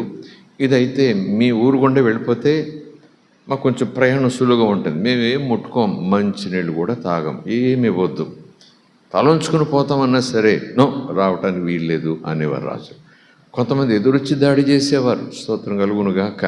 అలాంటి సన్నివేశాలు అవునా కాదని చెప్పకపోయినా మోషే చేతులెత్తగా వాళ్ళకు విజయం వచ్చింది, మోషే చేతులు దించగా శత్రువులకు బలం పెరిగిపోయింది అని సన్నివేశాలు చూసుకున్నా కనుక అలాంటి సన్నివేశాలు సంఘటనలు ఇంకా కొన్ని ఎన్నెన్నో జరిగి ఉండొచ్చు. యెహోషువ కూడా మోషేతో పాటు ఉన్నాడు, పక్కన చూశాడు, యుద్ధం కూడా చేసే ఉండొచ్చు, మెలకువలు కూడా తెలిసి ఉండొచ్చు, ప్రణాళికలు ఆలోచనలు అన్నీ కూడా మోషే ప్రక్క నుండి అన్ని అనుభవాలు సంపాదించి ఉంటాడు. మోషే వెళ్ళిపోయాడు, బాబు నేను ఎలాగంటే మోషేకు తోడై ఉన్నట్టు నేను కూడా నీకు తోడై ఉంటాను, ధర్మశాస్త్రం దినదినము ధ్యానం చేస్తూ కుడికి కానీ ఎడమకు కానీ తొలగిపోకుండా నా వెనకాల వచ్చేసేయి అంటూ చెప్పాడు దేవుడు. ప్రైజ్ హల్లెలూయా. కనుక ఇలాంటి సన్నివేశాలు వచ్చినప్పుడు నాకు అలవాటే కదా, గురువుగారితో చూశాను కదా, గురువుగారి పక్క నుండి చూశాను కదా, ఇదే కదా గురువుగారు చెప్పారు, ఇదే కదా దేవుడు గురువుగారికి చెప్పాడు, ఇదే కదా, ఇలాగే కదా దేవుని నడిపింపు ఉంటుంది, ఇంతే కదా అంటూ వెళ్ళిపోలేదండి. ప్రతి ప్రయత్నం, ప్రతి పోరాటం, ప్రతి అడుగు నేను అనుకుంటాను దేవుడితో చెప్పాలి, దేవుడు చెప్పాలి. స్తోత్రం కలుగునుగా. చాలా సన్నివేశాలు అంతగా దేవుని మీద మనం అనుకోవాలి.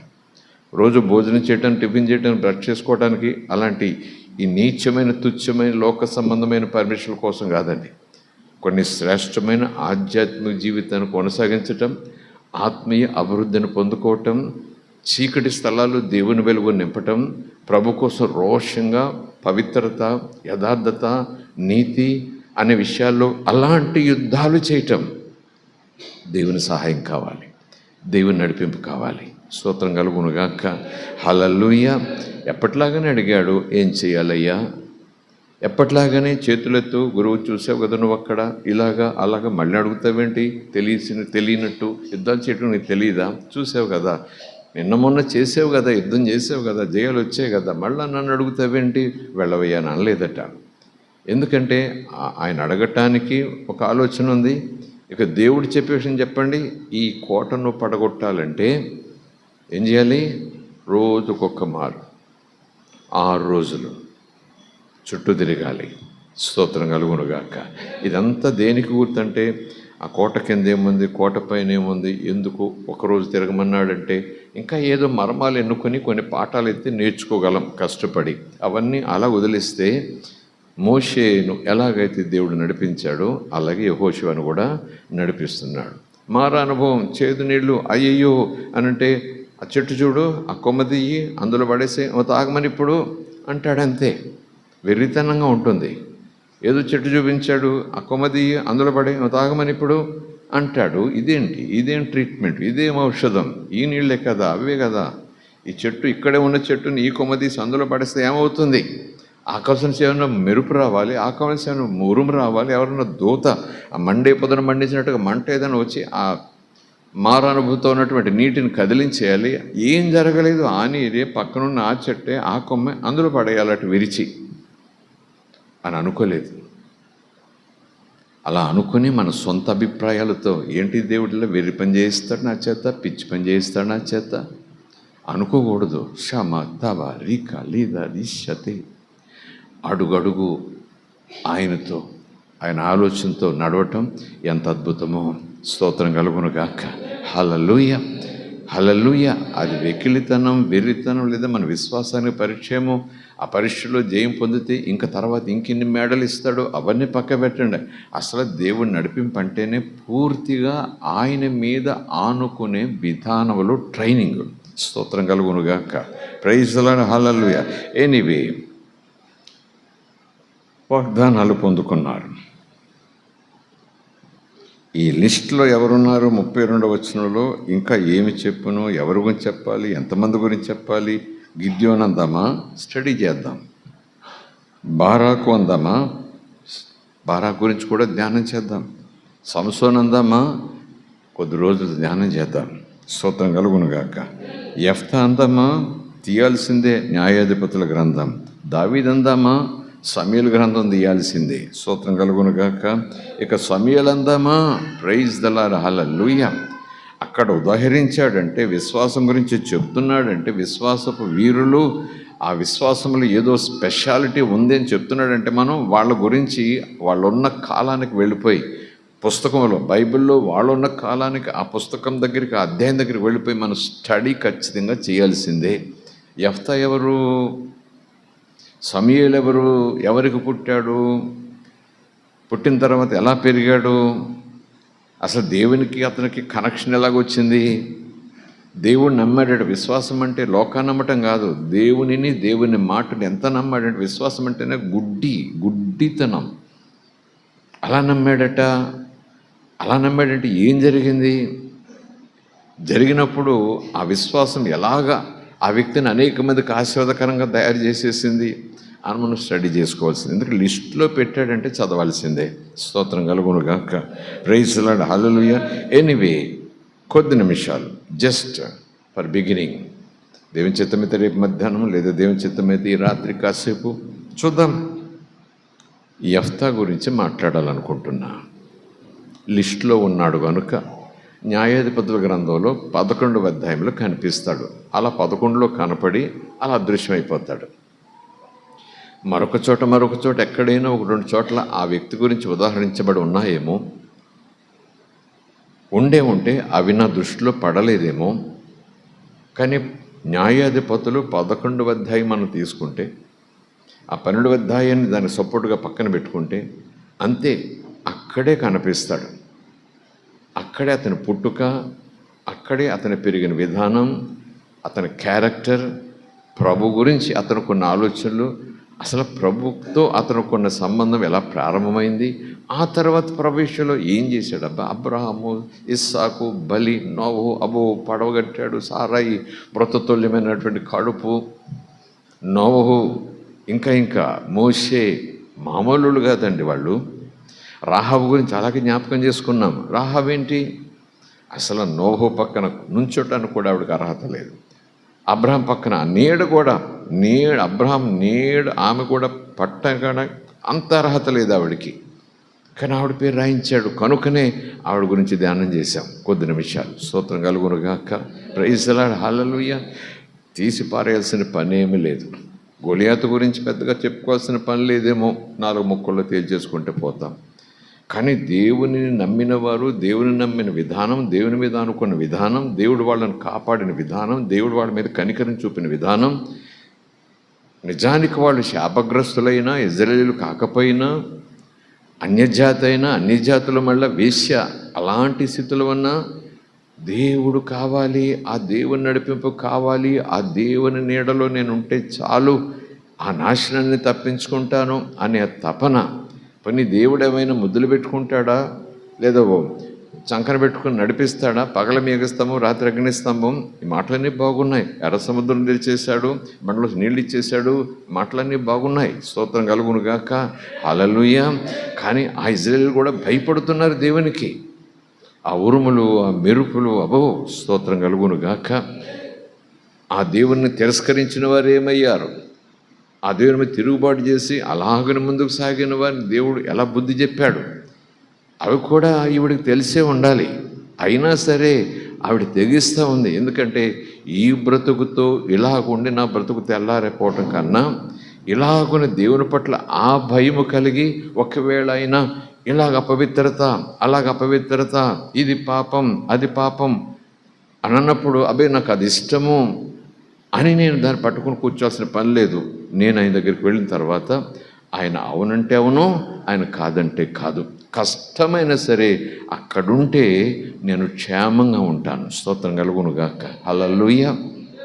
యెహోషువ ద్వారా దేవుడు చెప్పిస్తాడు, దేవుడు యెహోషువలో నుంచి చెప్పిస్తాడు అని అనుకోవాలి. మాట ఇచ్చాం కదా, మనం ఆమెకు మాట ఇచ్చాం కదా, మీరు ఇచ్చారు కదా. యెహోషువ ఇచ్చాడన్నమాట, యెహోవా ఇచ్చాడన్నమాట. మళ్ళీ మనమాట ధ్యానం చేయండి. యెహోషువ ఇచ్చాడా ఆవిడికి మాట? చెప్పండి. దేవుడిచ్చాడా ఆవిడికి మాట? ఈ వేగులు వాళ్ళిద్దరు ఇచ్చారు. నేను మిమ్మల్ని కాపాడాను గనక, ప్రాణాన్ని పణంగా పెట్టాను గనక, మీరు కూడా యుద్ధానికి వచ్చినప్పుడు నా ప్రాణాన్ని కాపాడాలి, అందరితో పాటు నన్ను నాశనం చేయకండి, మట్టిలో కలిపేయకండి, నా ప్రమాణం చేయండి, నేను ప్రాణం పెట్టి మిమ్మల్ని, మీరు బ్రతకటం నేను బ్రతకటం కన్నా ఎక్కువ అనుకున్నాను, మళ్ళా యుద్ధానికి వచ్చినప్పుడు నన్ను జ్ఞాపకం చేసుకోండి అన్న తీరు. అలా అడిగిన తర్వాత వాళ్ళు అన్నారు, తప్పక మేము నిన్ను కాపాడతాము అని హామీ ఇచ్చారు. నిజానికి ఇజ్రాయేలు వేగుల వాళ్ళు యెహోషువ పంపాడు అనుకుంటాం, కానీ దేవుని ప్రజలు మాటిస్తే మాట తప్పిపోరు. అదొక తీవ్రమైన సత్యం. స్తోత్రం కలుగునుగాక. అదొక పాఠం, సత్యం కాదు, అదొక సత్యంతో కూడిన పాఠం. ప్రభు నమ్ముకున్న వాళ్ళు అబద్ధాలు చెప్పటం లేదా? అదే అంటున్నాను, ప్రభు అబద్ధం వద్దంటాడు. అబద్ధము చెప్పకుండా ఉండే ఆ జీవితాన్ని జీవించటం పోరాటం, పెనుగులాట. అంత సులువైన పని కాదు. అదేం పెద్ద బరువు కాదండి.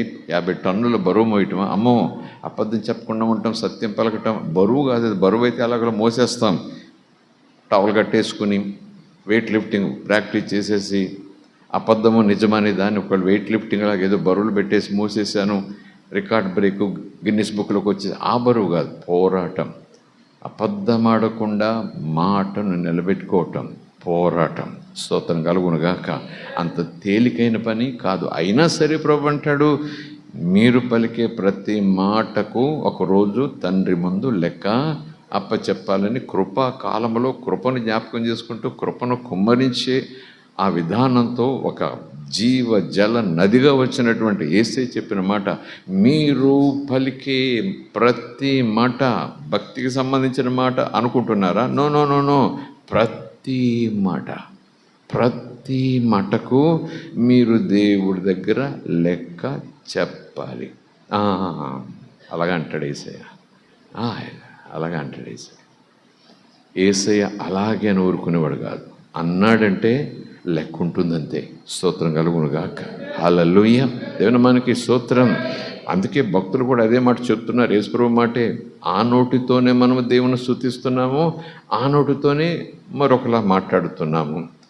మనిషి ఒక పెద్ద ఓడను నడిపించగలుగుతున్నాడు. ఎలాగునా? చిన్న చొక్కాని ద్వారా. అలాగే మనిషి బ్రతుకు విశ్వాసం అంతా కూడా నాలిక వశంలో ఉంది. చిన్న నిప్పు అడవంతా తగిలిపెట్టేస్తుంది, తెలుసు కదా. భక్తుడు అపొస్తలులు చెప్తున్నారు సంఘానికి బోధ. ఎలా భక్తి చేయాలి, ఎలా ఉపవాసం చేయాలి, ఉపవాసం ఉన్నప్పుడు ఏం చేయాలి, ఏం తినాలి, ఏం తినకూడదు, ఎన్నిసార్లు మోకాలి, ఎన్నిసార్లు చేతులు ఎత్తాలి, ఎన్నిసార్లు స్తోత్రం చెప్పాలి, అదేం చెప్పట్లేదు వాళ్ళు. అసలు ఒక్కళ్ళు చూపించండి అక్కడ. ఉపవాసం ఎలా చేయాలో పౌలు గారు ఎలా చేశారు, ఏం బట్టలు వేసుకున్నాడు, ఎన్నిసార్లు స్నానం చేశాడు, ఎన్నిసార్లు హల్లెలూయా చెప్పాడు, ఎన్నిసార్లు చేతులు ఎత్తాడు, ఎన్నిసార్లు సాగిలపడ్డాడు. అలా చెప్తే బాగుండు అపొస్తలులు సంఘానికి. అలాంటి ట్రిక్కులు ఏం చెప్పలేదండి వాళ్ళు. ఇవన్నీ మనం పెట్టుకున్నాయి ట్రిక్కులు అని అనను. భక్తిలో ఒక భాగం కాబట్టి, ఒక విధానం కాబట్టి, ఓకే గో హెడ్. 10 సార్లు చేతులు ఎత్తాను, ఓకే చేతులు ఎత్తు. నేను 60 సార్లు చేతులు ఎత్తి ప్రార్థన, ఓకే చేతులు ఎత్తు. నేను 116 సార్లు స్తోత్రం చెప్పాను, అయ్యో నేను 116 కాదు 16 చెప్తున్నాను, 116 చెప్పు చూడు, దేవుడు కార్యం చెబుతే నన్ను అడుగు అని మన సొంత డబ్బాలు స్తోత్రం కలుగునుగాక. హల్లెలూయా. ఎక్కడో అంకెలు దొరుకుతాయి మనకి, 7, 40, 21, 130, 150, వాటికి వేరే వేరే అర్థాలు ఉంటాయి. లేకుండా దేవుడు ఇందులో రాయించాడు కదా. అలాగని వాళ్ళెవరో చెప్పారు 1116 సార్లు, వీళ్ళెవరో చెప్పారు 40 సార్లు అంటూ, నిజానికి అపొస్తలుల బోధ సంఘాల బోధల్లో ఉపవాస విషయంలో కానీ, ఈ ప్రార్థన చేసే విషయంలో కానీ తీవ్రంగా ఎలాంటి నేత ఉండాలంటే, ఎలాంటి రంగు ఉండాలంటే, ఉపవాసం చేసినప్పుడు ఏం తినాలంటే, ఎంత తినాలంటే, ఎప్పుడు తినాలంటే, ఎందుకు తినాలంటే, ఇప్పుడంతా పుస్తకాలు. ఉపవాసంలో ఏం చేయాలంటే ఇన్ని పుస్తకాలు. అది చేసేది ఏం లేదు, పుస్తకాలు మాత్రం బాగా చదువుతాం మనం. కానీ అపొస్తలుల బోధ అంతా కూడా ఉపవాసం తరచుగా ఉండమని చెప్పారు. కానీ భక్తి జీవితంలోకి వచ్చేటప్పటికీ మాట జాగ్రత్త, మనసు జాగ్రత్త, విశ్వాసం జాగ్రత్త, సాక్ష్యం జాగ్రత్త. ప్రైజ్ ది లార్డ్, హల్లెలూయా. దేవుని మనకి స్తోత్రం. ఈ జాగ్రత్తలు ఎక్కువ ఉన్నాయి అపొస్తలుల కార్యాల దగ్గర నుంచి. ఆ ఉత్తరాలన్నీ చూస్తే పౌలు రాసిన, యాకోబు రాసిన, పేతురు రాసిన, యోహాను పత్రిక 3 ఉత్తరాలు యోహాను భక్తుడు రాశాడు. సువార్త రాసిన యోహాను కాదు, వేరే భక్తుడు వేరైనా మరో ఆవైనా సరే వాళ్ళందరూ చేసి రాసిన మాటలను బట్టి చూస్తే ఎక్కడ కూడా ఈ భక్తి, ఈ పువ్వు తర్వాత ఈ పువ్వు తీసేయాలి, ఆ పువ్వు తర్వాత ఈ రంగు పువ్వు వేయాలి, నవ్వొస్తే నవ్వొస్తుందేమో, అన్ని రీతిగా ఉన్నాయేమో, సోమవారం ఈ పువ్వులతో పూజించాలి, మంగళవారం ఈ పువ్వులతో పూజించాలి, బుధవారం ఉన్నాయాలి చెప్పండి, అనవసరం, సమయం వేస్ట్ అవుతోంది. ఈయనకి ఈ పువ్వులు ఇష్టం, ఆయనకి ఆ పువ్వులు ఇష్టం. ఈయన దండం పెట్టుకుంటూ వెళ్ళామనుకో, ఈ పువ్వులు పట్టుకెళ్ళు. చివరికి అవన్నీ వదిలేసాం, కానీ ఆ విధానాలు మాత్రం మనం పోగేసుకుంటున్నాం. ఏం చేయాలంటే, ఎలా చేయాలంటే, ఒకసారి చెయ్యి ఇలాగ ఎత్తిన తర్వాత ఈ చేయి దింపి ఇలాగ ఎత్తాలేదు, పీఈటీలో మొదలెడతారు భక్తి. ఈ మధ్యాహ్నం ప్రభు మాట్లాడుతున్నాడు, ఈ విధంలోని భక్తి చేసి ఏదో తపస్సు మాదిరిగా ఆకాశం తెరవబడి ఏదో పొందేసేయాలని ఈ విధానంలో ఆరితేరుతున్నారు నా పిల్లలు. అసలైన ప్రవర్తన, నడవడిక, దేవుని పట్ల భయము, ప్రేమ, ఆయన వాక్యం, ఆయన ఆదేశం, ఆయనతో సహవాసం అనే విషయం మీద అస్సలు మనసే లేదు. ఉపవాసం రోజు ఏముండాలంటే, ఎక్కడ ఉండాలంటే, ఎలా ఉండాలంటే ఇందులోనే ఎక్కువ రాటు తేలుతున్నారు. అది ఉండకూడదని ప్రభు చెప్పరు, ఉండాల్సింది మీరు పట్టించుకోవటం లేదు. ఉపవాసం రోజే పోట్లాడుకుంటే ఎలాగ చెప్పండి, ఉపవాసం రోజే తిట్టుకుంటే ఎలా ఉంటుంది చెప్పండి, ఉపవాసం రోజే పగలు పెంచుకుంటే ఎలా ఉంటుంది చెప్పండి, ఉపవాసం రోజే ఇంట్లో ఏదో గొడవ పెట్టుకుని చర్చకొచ్చేసి స్తోత్రం ప్రభా అని భర్తతో గొడవాడి, పిల్లలతో గొడవాడి, పనవుడితో గొడవాడి, పక్కవుడితో గొడవాడి, ఏదేదో అనేసేసి, ఇలాగనేసేసి, అలాగనేసేసి, దబాలు తలపేసేసి, తాళం వేసేసి, ఆటోలు వస్తే ఆటో ఓడి మీద కూడా కొన్ని కేకలు వేసేసి, చిల్లర ఎప్పుడివ్వవు నువ్వు ఏం బాగుపడతావు అంటూ చర్చకొచ్చే స్తోత్రం ప్రేమదేవ స్తోత్రం అనేస్తా. Praise the lord. దేవుడు అంటాడు, అది భక్తి భక్తి భక్తి. స్తోత్రం చెప్పడం తప్పు కాదు, మందిరం రావడం తప్పు కాదు, ఉపవాసం ఉండటం తప్పు కాదు.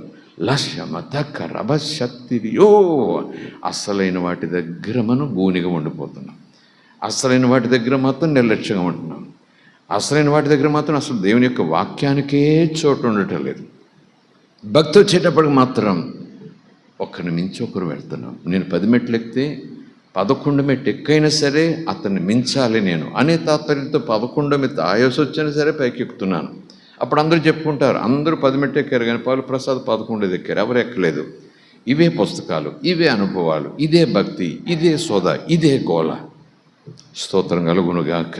హల్లెలూయా. విశ్వాసం అంటే వ్యక్తిగత సాక్ష్య జీవితం కూడా ఉంటుంది. దేవుని పట్ల వ్యక్తిగతమైన భయం, వ్యక్తిగతమైన ప్రేమ, వ్యక్తిగతమైన విధేయత చాలా ఉంటుంది. ఎందుకంటే ఇక్కడ అక్కడ ఆ సంఘం ఈ సంఘం అని కాదు. ఈ 30 సంవత్సరాల సేవైనా ఇంకోటైనా రాబో దినాల్లో మనం పోయే వరకు కూడా దేవుడు పాఠాలు నేర్పిస్తూనే ఉంటాడు. స్తోత్రం కలుగునుగాక. Hallelujah. Praise the lord. Hallelujah. B Com 3 సంవత్సరాలు, ఎంకామ్ 2 సంవత్సరాలు, బీటెక్ ఇన్ని సంవత్సరాలు, గోల్డ్ మెడల్, లేదు సెకండ్, లేదు మండల ఫస్ట్, లేకపోతే డిస్ట్రిక్ట్ ఫస్ట్, చదువు అయిపోయింది. మళ్ళీ చదవాల్సిన పని లేదు బీకామ్. కానీ దేవుడు గోల్డ్ మెడలు ఆశీర్వాదాలతో ఉండదు. ఆశీర్వాదాలు మామూలుగా ఉంటాయి. ఈ మెడల్స్ ఎక్కడ దొరుకుతాయంటే విశ్వాసాన్ని కాపాడుకొని ఆయుష్కాలమును దేవుడు ముగించిన తర్వాత అక్కడికి వెళ్ళినప్పుడు ఆ బహుమానములు ఇచ్చే ఆ సన్నివేశం ఉంటుంది. అప్పుడు ఉంటాయి గోల్డ్ మెడల్స్. స్తోత్రం కలుగునుగాక.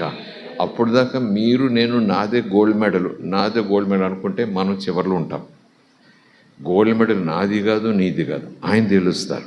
కానీ భక్తులు మాత్రం విశ్వాసంలో మనం ముందుకు వెళ్ళిపోదాం. స్తోత్రం కలుగునుగాక. రాహాబు గురించి మాట్లాడుకున్నాం, చాలా వివరాలు లోతుగా ప్రభు తీసుకెళ్ళారు. ఇంకా వెళితే అవునా అని ఆశ్చర్యకరంగా రాహాబిలా కోరుకుంటే దేవుడు ఓకే అనేసాడు. మీతో పాటు ఆమె నొచ్చండి అన్నాడు. పాలానికి వెలుపలున్నా సరే దేవుని నడిపింపులో ఆవిడ ఉంది. స్తోత్రం కలుగునుగాక. దేవుని పోషణలో ఆవిడ ఉంది. ఇంకా చెప్పాలంటే యేసుప్రభు వంశావళిలో కూడా ఆవిడ వచ్చేలాగుని యేసుప్రభే ఆ లైను రాయించేశాడు అనుకోవాలి. స్తోత్రం కలుగునుగాక. ఎనీవే, ఈరోజు యెఫ్తా గురించి 3-4 మాటలు మీ ముందుంచి ప్రార్థన చేసి ముగించాలనుకుంటున్నాను. మీరు ఇంటికి వెళ్ళిన తర్వాత ప్రభు మనకిస్తున్న ఆ చిన్ని ఏమంటారు తాడు చివర, అంటే కొంచెం ప్రభు అందిస్తారు ఈరోజు మనకి. తాడు చివర పట్టుకోండి, లాగండి అంటారు, ప్రార్థన చేసుకుంటాం. ఇంటికి వెళ్ళిన తర్వాత మీరు ఏం చేయాలి చెప్పండి. మళ్ళా రేపు మధ్యాహ్నం 12 గంటలకు లాగటం అంతా అనుకోకుండా ఇంటికి వెళ్ళిన తర్వాత దాన్ని బాగా స్టడీ చేయాలి, బాగా లాగాలి. ఓకేనా? స్తోత్రం కలుగునుగాక. Hallelujah. Praise the lord. Hallelujah. ఎక్కడున్నాడన్నాం? యెఫ్తా. న్యాయాధిపతులు 8వ అధ్యాయం. ఇక్కడ యెఫ్తా అని కామం పెట్టేశాడు. వారట విశ్వాసం ద్వారాట ఇజ్రాయేలీయుడా, మహాభక్తిపరుడా, బలులు ఇచ్చినవాడా, భార్య ఎవరబ్బా, పిల్లలెవరబ్బా, ఏ దేశాన్ని ఏలేడబ్బా, గొర్రెల కాపర దావీదులాగా. చూద్దాం. న్యాయాధిపతుల గ్రంథం కాదులేండి, పుస్తకం అనుకోండి కాసేపు. ఎక్కడుందని అడగండి, బైబిల్లోనే ఉంది.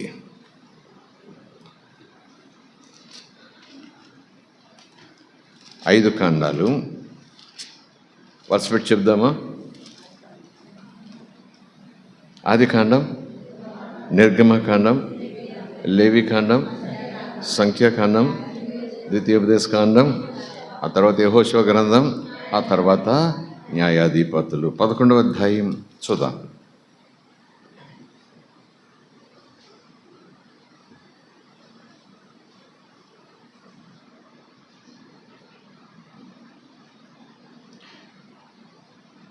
అధ్యాయం చదివేటప్పుడు మీరు ఇంటికి వెళ్ళిన తర్వాత యెఫ్తాకు ముందు ఇజ్రాయేలీయులు ఏ స్థితిలో ఉన్నారో,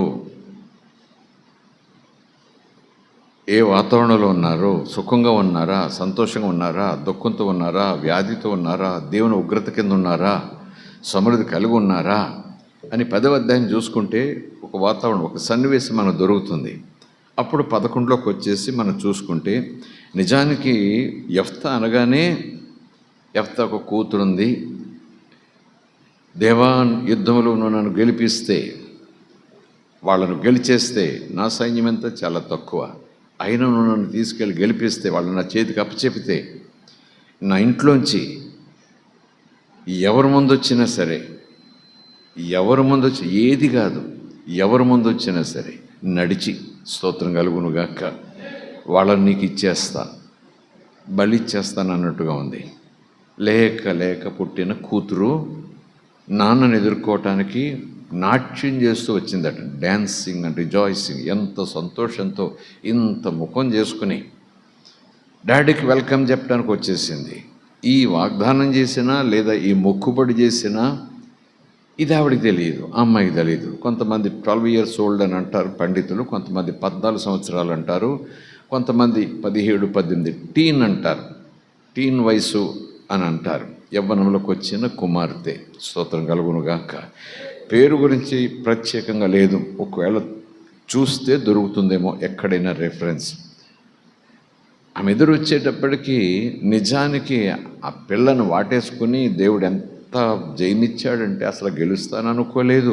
దేవుడు తోడున్నాడు గనక, దేవుడు నీడగా ఉన్నాడు గనక మన సైన్యం ఎంతమ్మా, మనమెంత అయినా అలాగున నన్ను వీళ్ళు న్యాయాధిపతిని చేసి నాకు సింహాసనం ఇచ్చి నువ్వు ముందుండ్రా, మీ వెనకాల మేము ఉంటామని చెప్పేసి నాయకుని చేస్తే నా బలం ఎంతమా నీకు తెలుసు కదా. అయినా ఆ శత్రువుని ఎలా కొట్టామంటే, ఎలా పడగొట్టామంటే, ఎలా నాశనం చేశామంటే, ఎలా పోయారంటే, అమ్మో దేవుడు కృపంటూ ఆ పిల్లను వాటేసుకుని ఏం కావాలో అడుగు తల్లి, చాలా సంతోషంగా ఉంది, దేవుడు నాకు జయమిచ్చాడు అనటం లేదు. ఆ ముఖం, ఆవిడేమో ఇంత ముఖం చేసుకొచ్చింది అమ్మాయి, ఈయనేమో గుండెలు బాధేసుకుని, జుట్టు పీకేసుకుని, బట్టలు చింపేసుకుని కుప్ప కూలిపాడు. చచ్చిపోవడం ఒకటి తక్కువ, హార్ట్ అటాక్ టైప్ అనమాట. ఏదో పోయినట్టుగా గొల్లుని కేకేసేసాడంతే. పక్క వాళ్ళు కూడా అదిరిపోయారేమో, చుట్టూ ఉన్నవాడు అదిరిపోయారేమో, కూడవచ్చిన వాడు అదిరిపోయారేమో.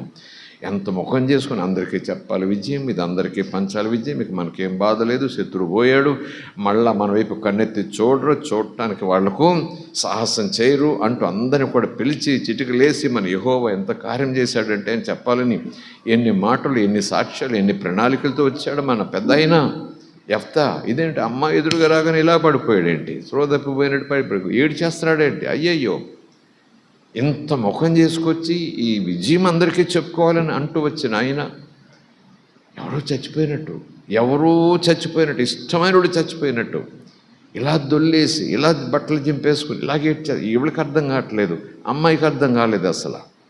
ఆమె సమాచారం అందింది, నాన్న విజయంతో వచ్చేస్తున్నాడు, దేవుడు జయమిచ్చాడు, స్తోత్రం కలుగునుగాక. హల్లెలూయా. ఆ సన్నివేశాన్ని బట్టి చూస్తూ ఉంటే ఆ తర్వాత జరిగింది ఏం చెప్పండి.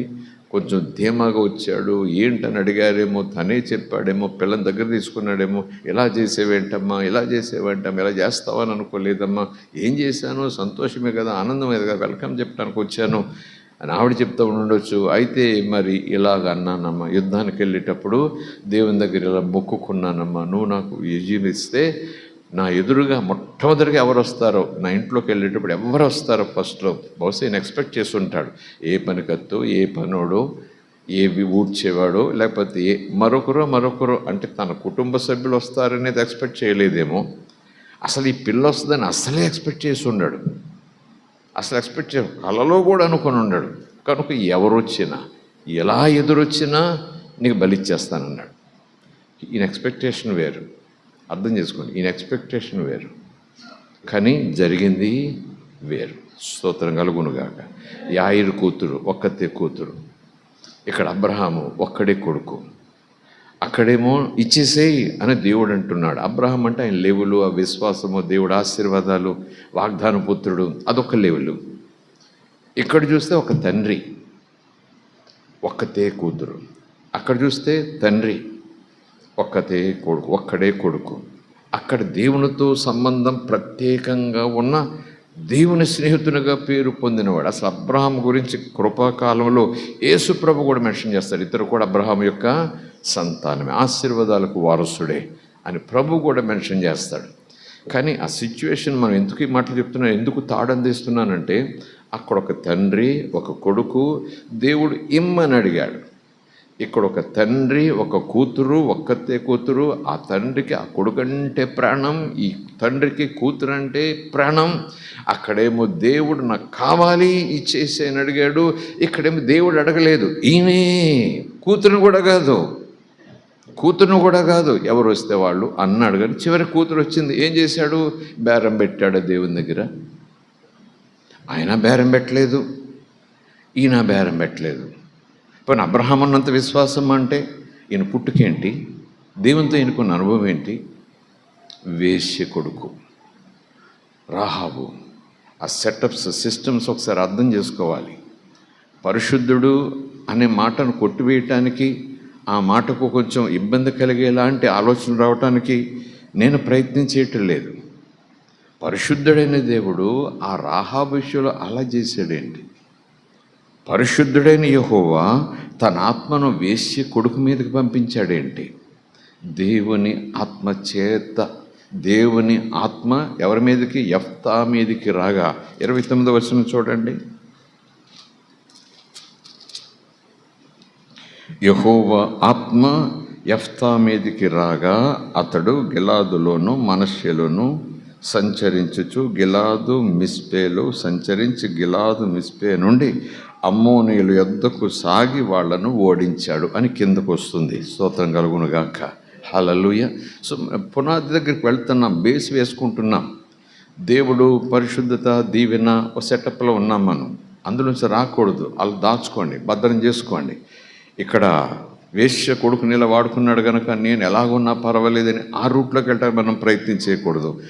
మనము దేవుని యొక్క విధి విధానాలు ఎరిగి ఆ పునాదిని అలా ఉంచుకుంటూ ఇలాగ కూడా దేవుడు కనికరం చూపిస్తాడు, ఇలాగ కూడా దేవుడు కృప చూపిస్తాడు, ఇలాగ కూడా దేవుడి దగ్గర తీసుకుని వాడుకుంటాడు అనుకోవాలి. స్తోత్రం కలుగునుగాక.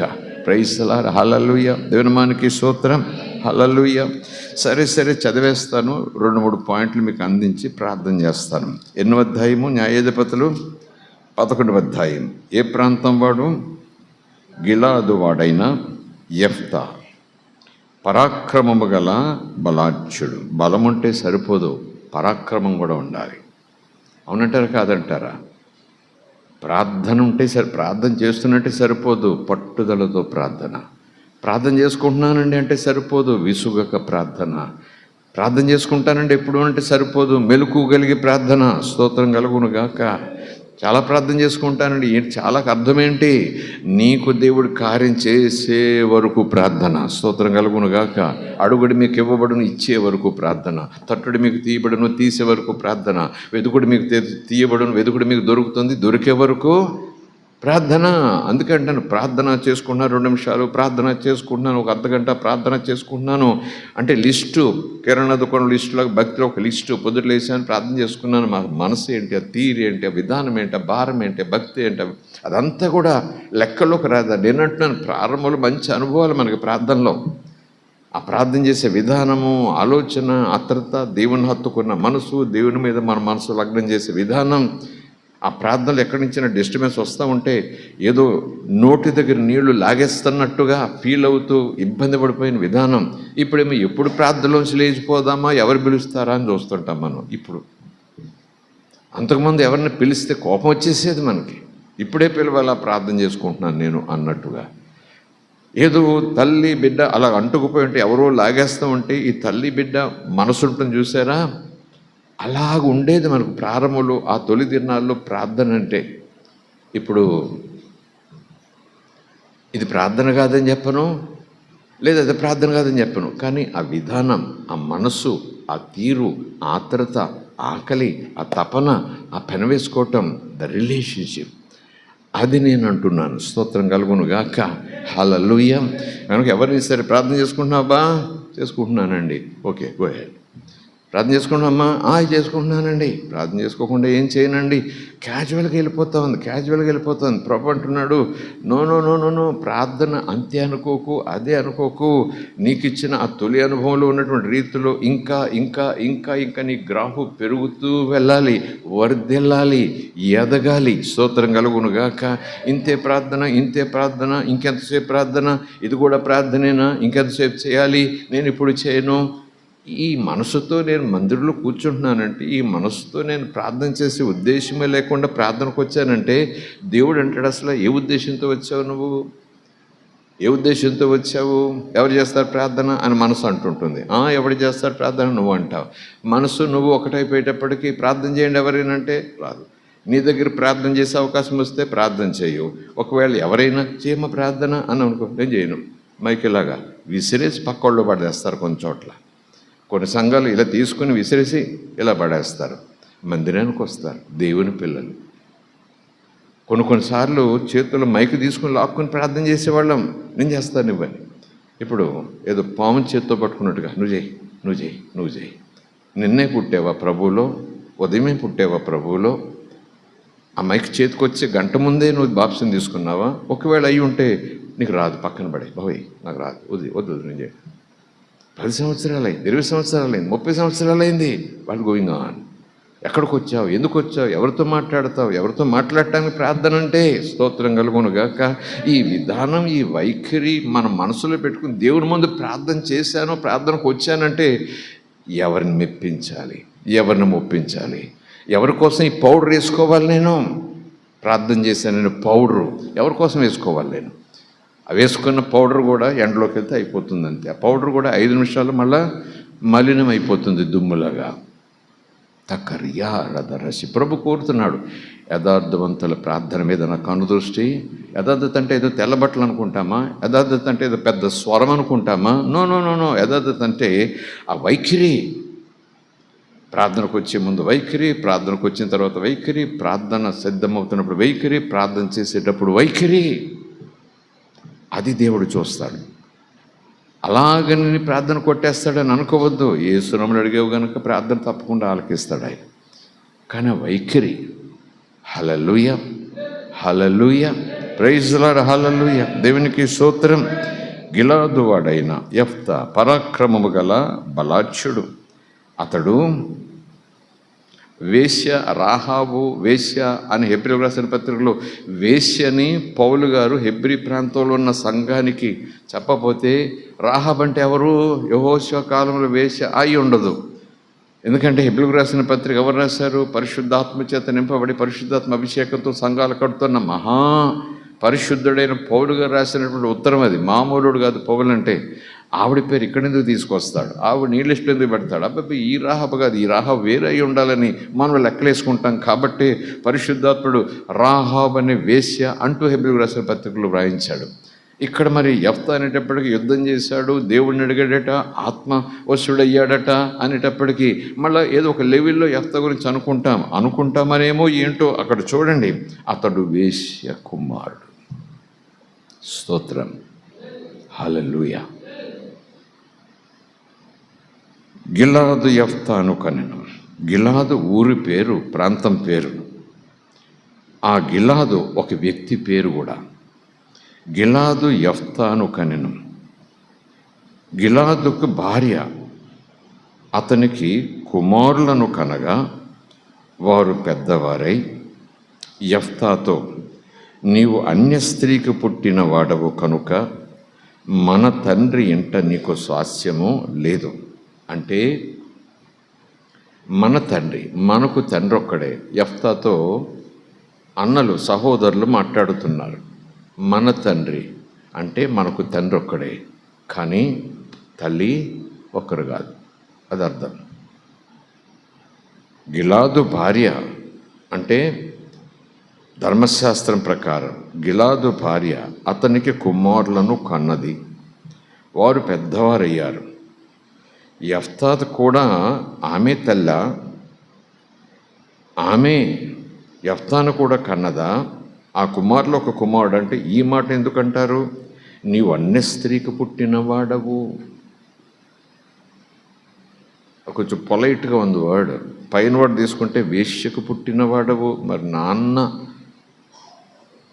ఆమెను భార్యగా కాదు, ఉపపత్నిగా అది కూడా కాదేమో స్వీకరించాడు. కాబట్టి కాస్త గౌరవమేమో. అన్య స్త్రీకి పుట్టినవాడు కనుక మన తండ్రి ఇంట నీకు వాటా లేదు. ఒక తండ్రి బిడ్డలమైనా ఒక తల్లి బిడ్డలం కాదు. అన్య స్త్రీ అనేటప్పటికీ నీ పుట్టుకే వేరు. నాన్న ఆమెను స్వీకరించేటప్పటికీ ఆమె బ్రతికిది, ఆమె వ్యవహార శైలిది, ఆమె వృత్తనాలా లేకపోతే అప్పుడప్పుడు వృత్తనాలా, అవసరమైనప్పుడు వృత్తనాలు ఏమో 2 అక్షరాలతో తేల్చేశాడు లేఖనంలో. ఆమెను నాన్న భార్యగా స్వీకరించాడు. ఆవిడికి పుట్టావు నువ్వు నాన్న వల్ల, మన తండ్రి. కానీ నీ పుట్టుక సరైంది కాదు. నాన్నకు పుట్టావు కానీ తల్లి సరైంది కాదు. కనుక ఆస్తిలో నీకు వాటా లేదు. అని చెప్పేశారు. అప్పుడు యెఫ్తా తన సహోదరుల యొద్ద నుండి పారిపోయి తరిమేశారు. అలా వాటా లేదురా అబ్బాయి అని పంచాయతీ తీర్చి టవల్స్ దులిపేసుకుని ఏం పోలేదండి వాళ్ళు. పంచాయతీ అయిపోయింది, నీకేం వాటా లేదు, ఎవరు చెప్పుకుంటావు చెప్పుకో అంటూ పదం ఇంకా అన్న పంచాయతీ కాదు. వాళ్ళు వాటా లేదని చెప్పటం కాదు, అసలు నాకు వాటా ఉందని నోరెత్తావంటే లేదు నేను బతకనేమో అన్నట్టుగా తరిమేశారు కాబట్టి పారిపోయాడు. స్తోత్రం, హల్లెలూయా. తరిమేశారు వాళ్ళు. వాటా ఇవ్వాల్సిన కాదు, అందరూ పంచుకుంటుంటే ఈయనకి ఇవ్వటానికి ఏమైంది కాను. ఆ తల్లిని బట్టి నాన్న ఆమెను స్వీకరిస్తే స్వీకరించేమో కానీ, నాన్న దృష్టిలో నువ్వు కొడుకువేమో కానీ, మా అమ్మ దృష్టిలో మా దృష్టిలో నువ్వు అసలు కొడుకు కాదు, మా తోడబుట్టినోడు కాదు, మా రక్త సంబంధివి అని మేము ఒప్పుకోం. రక్త సంబంధులకే వాటా అని మీద పడ్డారు. బహుశా చంపటానికి కూడా ప్రయత్నం చేశారేమో. ఎందుకంటే ఆ హడావిడిలో దొమ్మిలు చచ్చిపోయాడు అనుకోండి, ఇంకా వాటాలు పంచాయతీలు మళ్ళా ఇంకో సిట్టింగ్ వేద్దామంటే ఉండదు కదండి. ఎందుకు పారిపోవాల్సి వచ్చిందంటే చంపటానికి కూడా ప్రయత్నం చేసి ఉండొచ్చు. మళ్ళా వీడి పంచాయతీ పెట్టకూడదు, పెద్దలు తీసుకురాకూడదు అనుకోండి. కాసేపు అస్తమాని స్వదెవడ పడతాడు, నాకెందుకు రాదు అంటాడేమో. ఈ గోడ వరకు తేల్చేద్దాం ఈరోజే, అసలు వీడు బతుకుంటానికి లేదు, నాన్న ఉంటే రే అని ఆఫ్ చేస్తాడు. ఇప్పుడు నాన్న చచ్చిపోయాడుగా, నో వాటా లేదు గెట్టా లేదు అని ఊరుకోలేదట. వేసేలు వీడిని అనుకున్నారు అంతే. వీడికి పంచాయతీ ఏంటి, అన్నయ్య వీడితో మాటలేంటి, మళ్ళీ ఇంకో నలుగురిని తీసుకొస్తారు రేపు పొద్దుట, వాళ్ళేదో కూర్చోమంటారు, మళ్ళీ వాళ్ళ దగ్గర మనం సంజాయిషి ఇచ్చుకోవాలి, తీసేద్దాం వీడిని అనుకున్నారేమో అందరూ కలిసి యోసేపు మాదిరిగా. మీద పడ్డారేమో, కత్తులు తీశారేమో, ఒకవేళ పళ్ళు నూరారేమో, ఇంకా సాయంకాలం అంటూ గుసగుసలాడారేమో. ఆ సమాచారం యెఫ్తాకు వచ్చిందేమో, లేదా నిజంగానే మీద దాడి చేశారేమో. దాడి చేశారని లేదు కాబట్టి సమాచారం బహుశా యెఫ్తాకు అందే ఉంటుందేమో. పారిపోయాడు. ఇక వీళ్ళు నన్ను బ్రతకనవరు, వెతికి పట్టుకుని మరీ చంపేస్తారు అనే స్థాయి వచ్చేసినప్పటికీ పారిపోయి టోబు దేశమున నివసించాడు. కొంతమంది అల్లరి జనం, అల్లరి అంటే చూడాలి, పరిశుద్ధాత్మ అల్లరికి కర్త కాదంటే ఇక సొసైటీ అంటే భయం లేదు, అమ్మ నాన్న అంటే భయం లేదు, అల్లరి మేళం, అల్లరి మాలోకం, జులాయిల్లా తిరుగుతారు చూసారు వీధుల్లో, అదనమాట అల్లరంటే. ఇంటికి టైంకి వచ్చేసి భోజనం చేసేస్తారు, మళ్ళీ పని ఉన్నట్టు వెళ్ళిపోతారని కొంతమంది యవ్వనస్తులు, పెద్దోళ్ళు కూడా అంతే. ఏదో పెద్ద పని చేసుకొచ్చినట్టుగా వచ్చేస్తారమ్మా అన్నం పెట్టు అర్జెంట్ అంటారు. ఏదో అయిపోయి ఎక్కడికి రా ఏంటి ఆడవాడు అవి బయటకు వెళ్ళాలంటారు. మళ్ళీ పోయి వాళ్ళతో పాటు సినిమా కావాలి, ఆ సినిమా కావాలి, అక్కడక్కడ పోయి రావటం. అల్లరి జనం. ఒక బాధ్యత లేదు, ఒక నీతి లేదు, ఒక నియమం లేదు, ఒక భయం లేదు, ఒక గురి లేదు. ఎందుకు బ్రతుకుతున్నారంటే అవన్నీ మాకెందుకు, వేదాంతం పోవాలి, సినిమా ఇక్కడ పోవాలి, అక్కడ ఫ్రెండు, ఇక్కడేదో ఫంక్షను, అక్కడేదో చూసి రావాలి, ఇక్కడేదో ఆట. అల్లరి జనం రాళ్ళేసి కొడతారో, లేకపోతే ఎవరన్నా మాట్లాడుతుంటే అల్లరి చేసేసి నోరు మోస్తారో. అల్లరి అంటే ఆ సొసైటీని గలిబిలి చేసే రకం. రౌడీలు అందామా ఏమో అల్లరి జనం. వాళ్ళు కొంతమంది యెఫ్తా దగ్గరికి చేరారట, అతనితో కూడా కలిసి ఉంటున్నారట. స్తోత్రం కలుగునుగాక, హల్లెలూయా. ఎనీవే నేను ముగిస్తున్నాను, సమయం అవుతుంది కనుక. బిగినింగ్ మీరు చూశారు కదా. ఆ తర్వాత యెఫ్తా ఏంటి, దేవునికి మాట ఇవ్వటం ఏంటి, ఎక్కడో టోబు దేశంలో పోయి బతుకు జీవుడారి పడుతుంటే అల్లరి చిల్లరి మేడం అంతా పక్కన చేరితే వాళ్ళందరూ కూడా స్నేహితులైపోతే అక్కడ ఏం అల్లరి చేశారో కానీ వాళ్ళందరినీ చేరదీసినోడి అల్లరి జనానికి అందరికీ నాయకుడైపోయాడు, సూపర్ అల్లరిగాడైపోయాడా. కానీ అసలు దేవుడేంటి, యుద్ధం ఏంటి, యెహోవా ఆత్మ మీదికి రావటం ఏంటి, మళ్ళీ కూతుర్ని గంటం ఏంటి, మళ్ళీ కూతురు గురించి ఆడవటం ఏంటి, మళ్ళీ ఈ యెఫ్తా దాదాపు 6 సంవత్సరాలు న్యాయాధిపతిగా దేవుని ప్రజలను నడిపించాడు అని ఉండటం ఏంటి అని ఆలోచన చేస్తే చాలా కథ. స్తోత్రం కలుగునుగాక. అంటే చాలా కథ అంటే మనం ఆలోచన చేస్తే చక్కటి దైవ ఆత్మ నడిపింపు, దేవుని మీద ఆనుకోవటానికి కొంచెం మనం ప్రయత్నం చేస్తే దేవుడు ఎంత ముందుకొచ్చి కౌగులింటుకుంటాడో అలాంటి స్థితులు ఎన్నో పాఠాలు ఇందులోంచి వస్తాయి. స్తోత్రం కలుగునుగాక.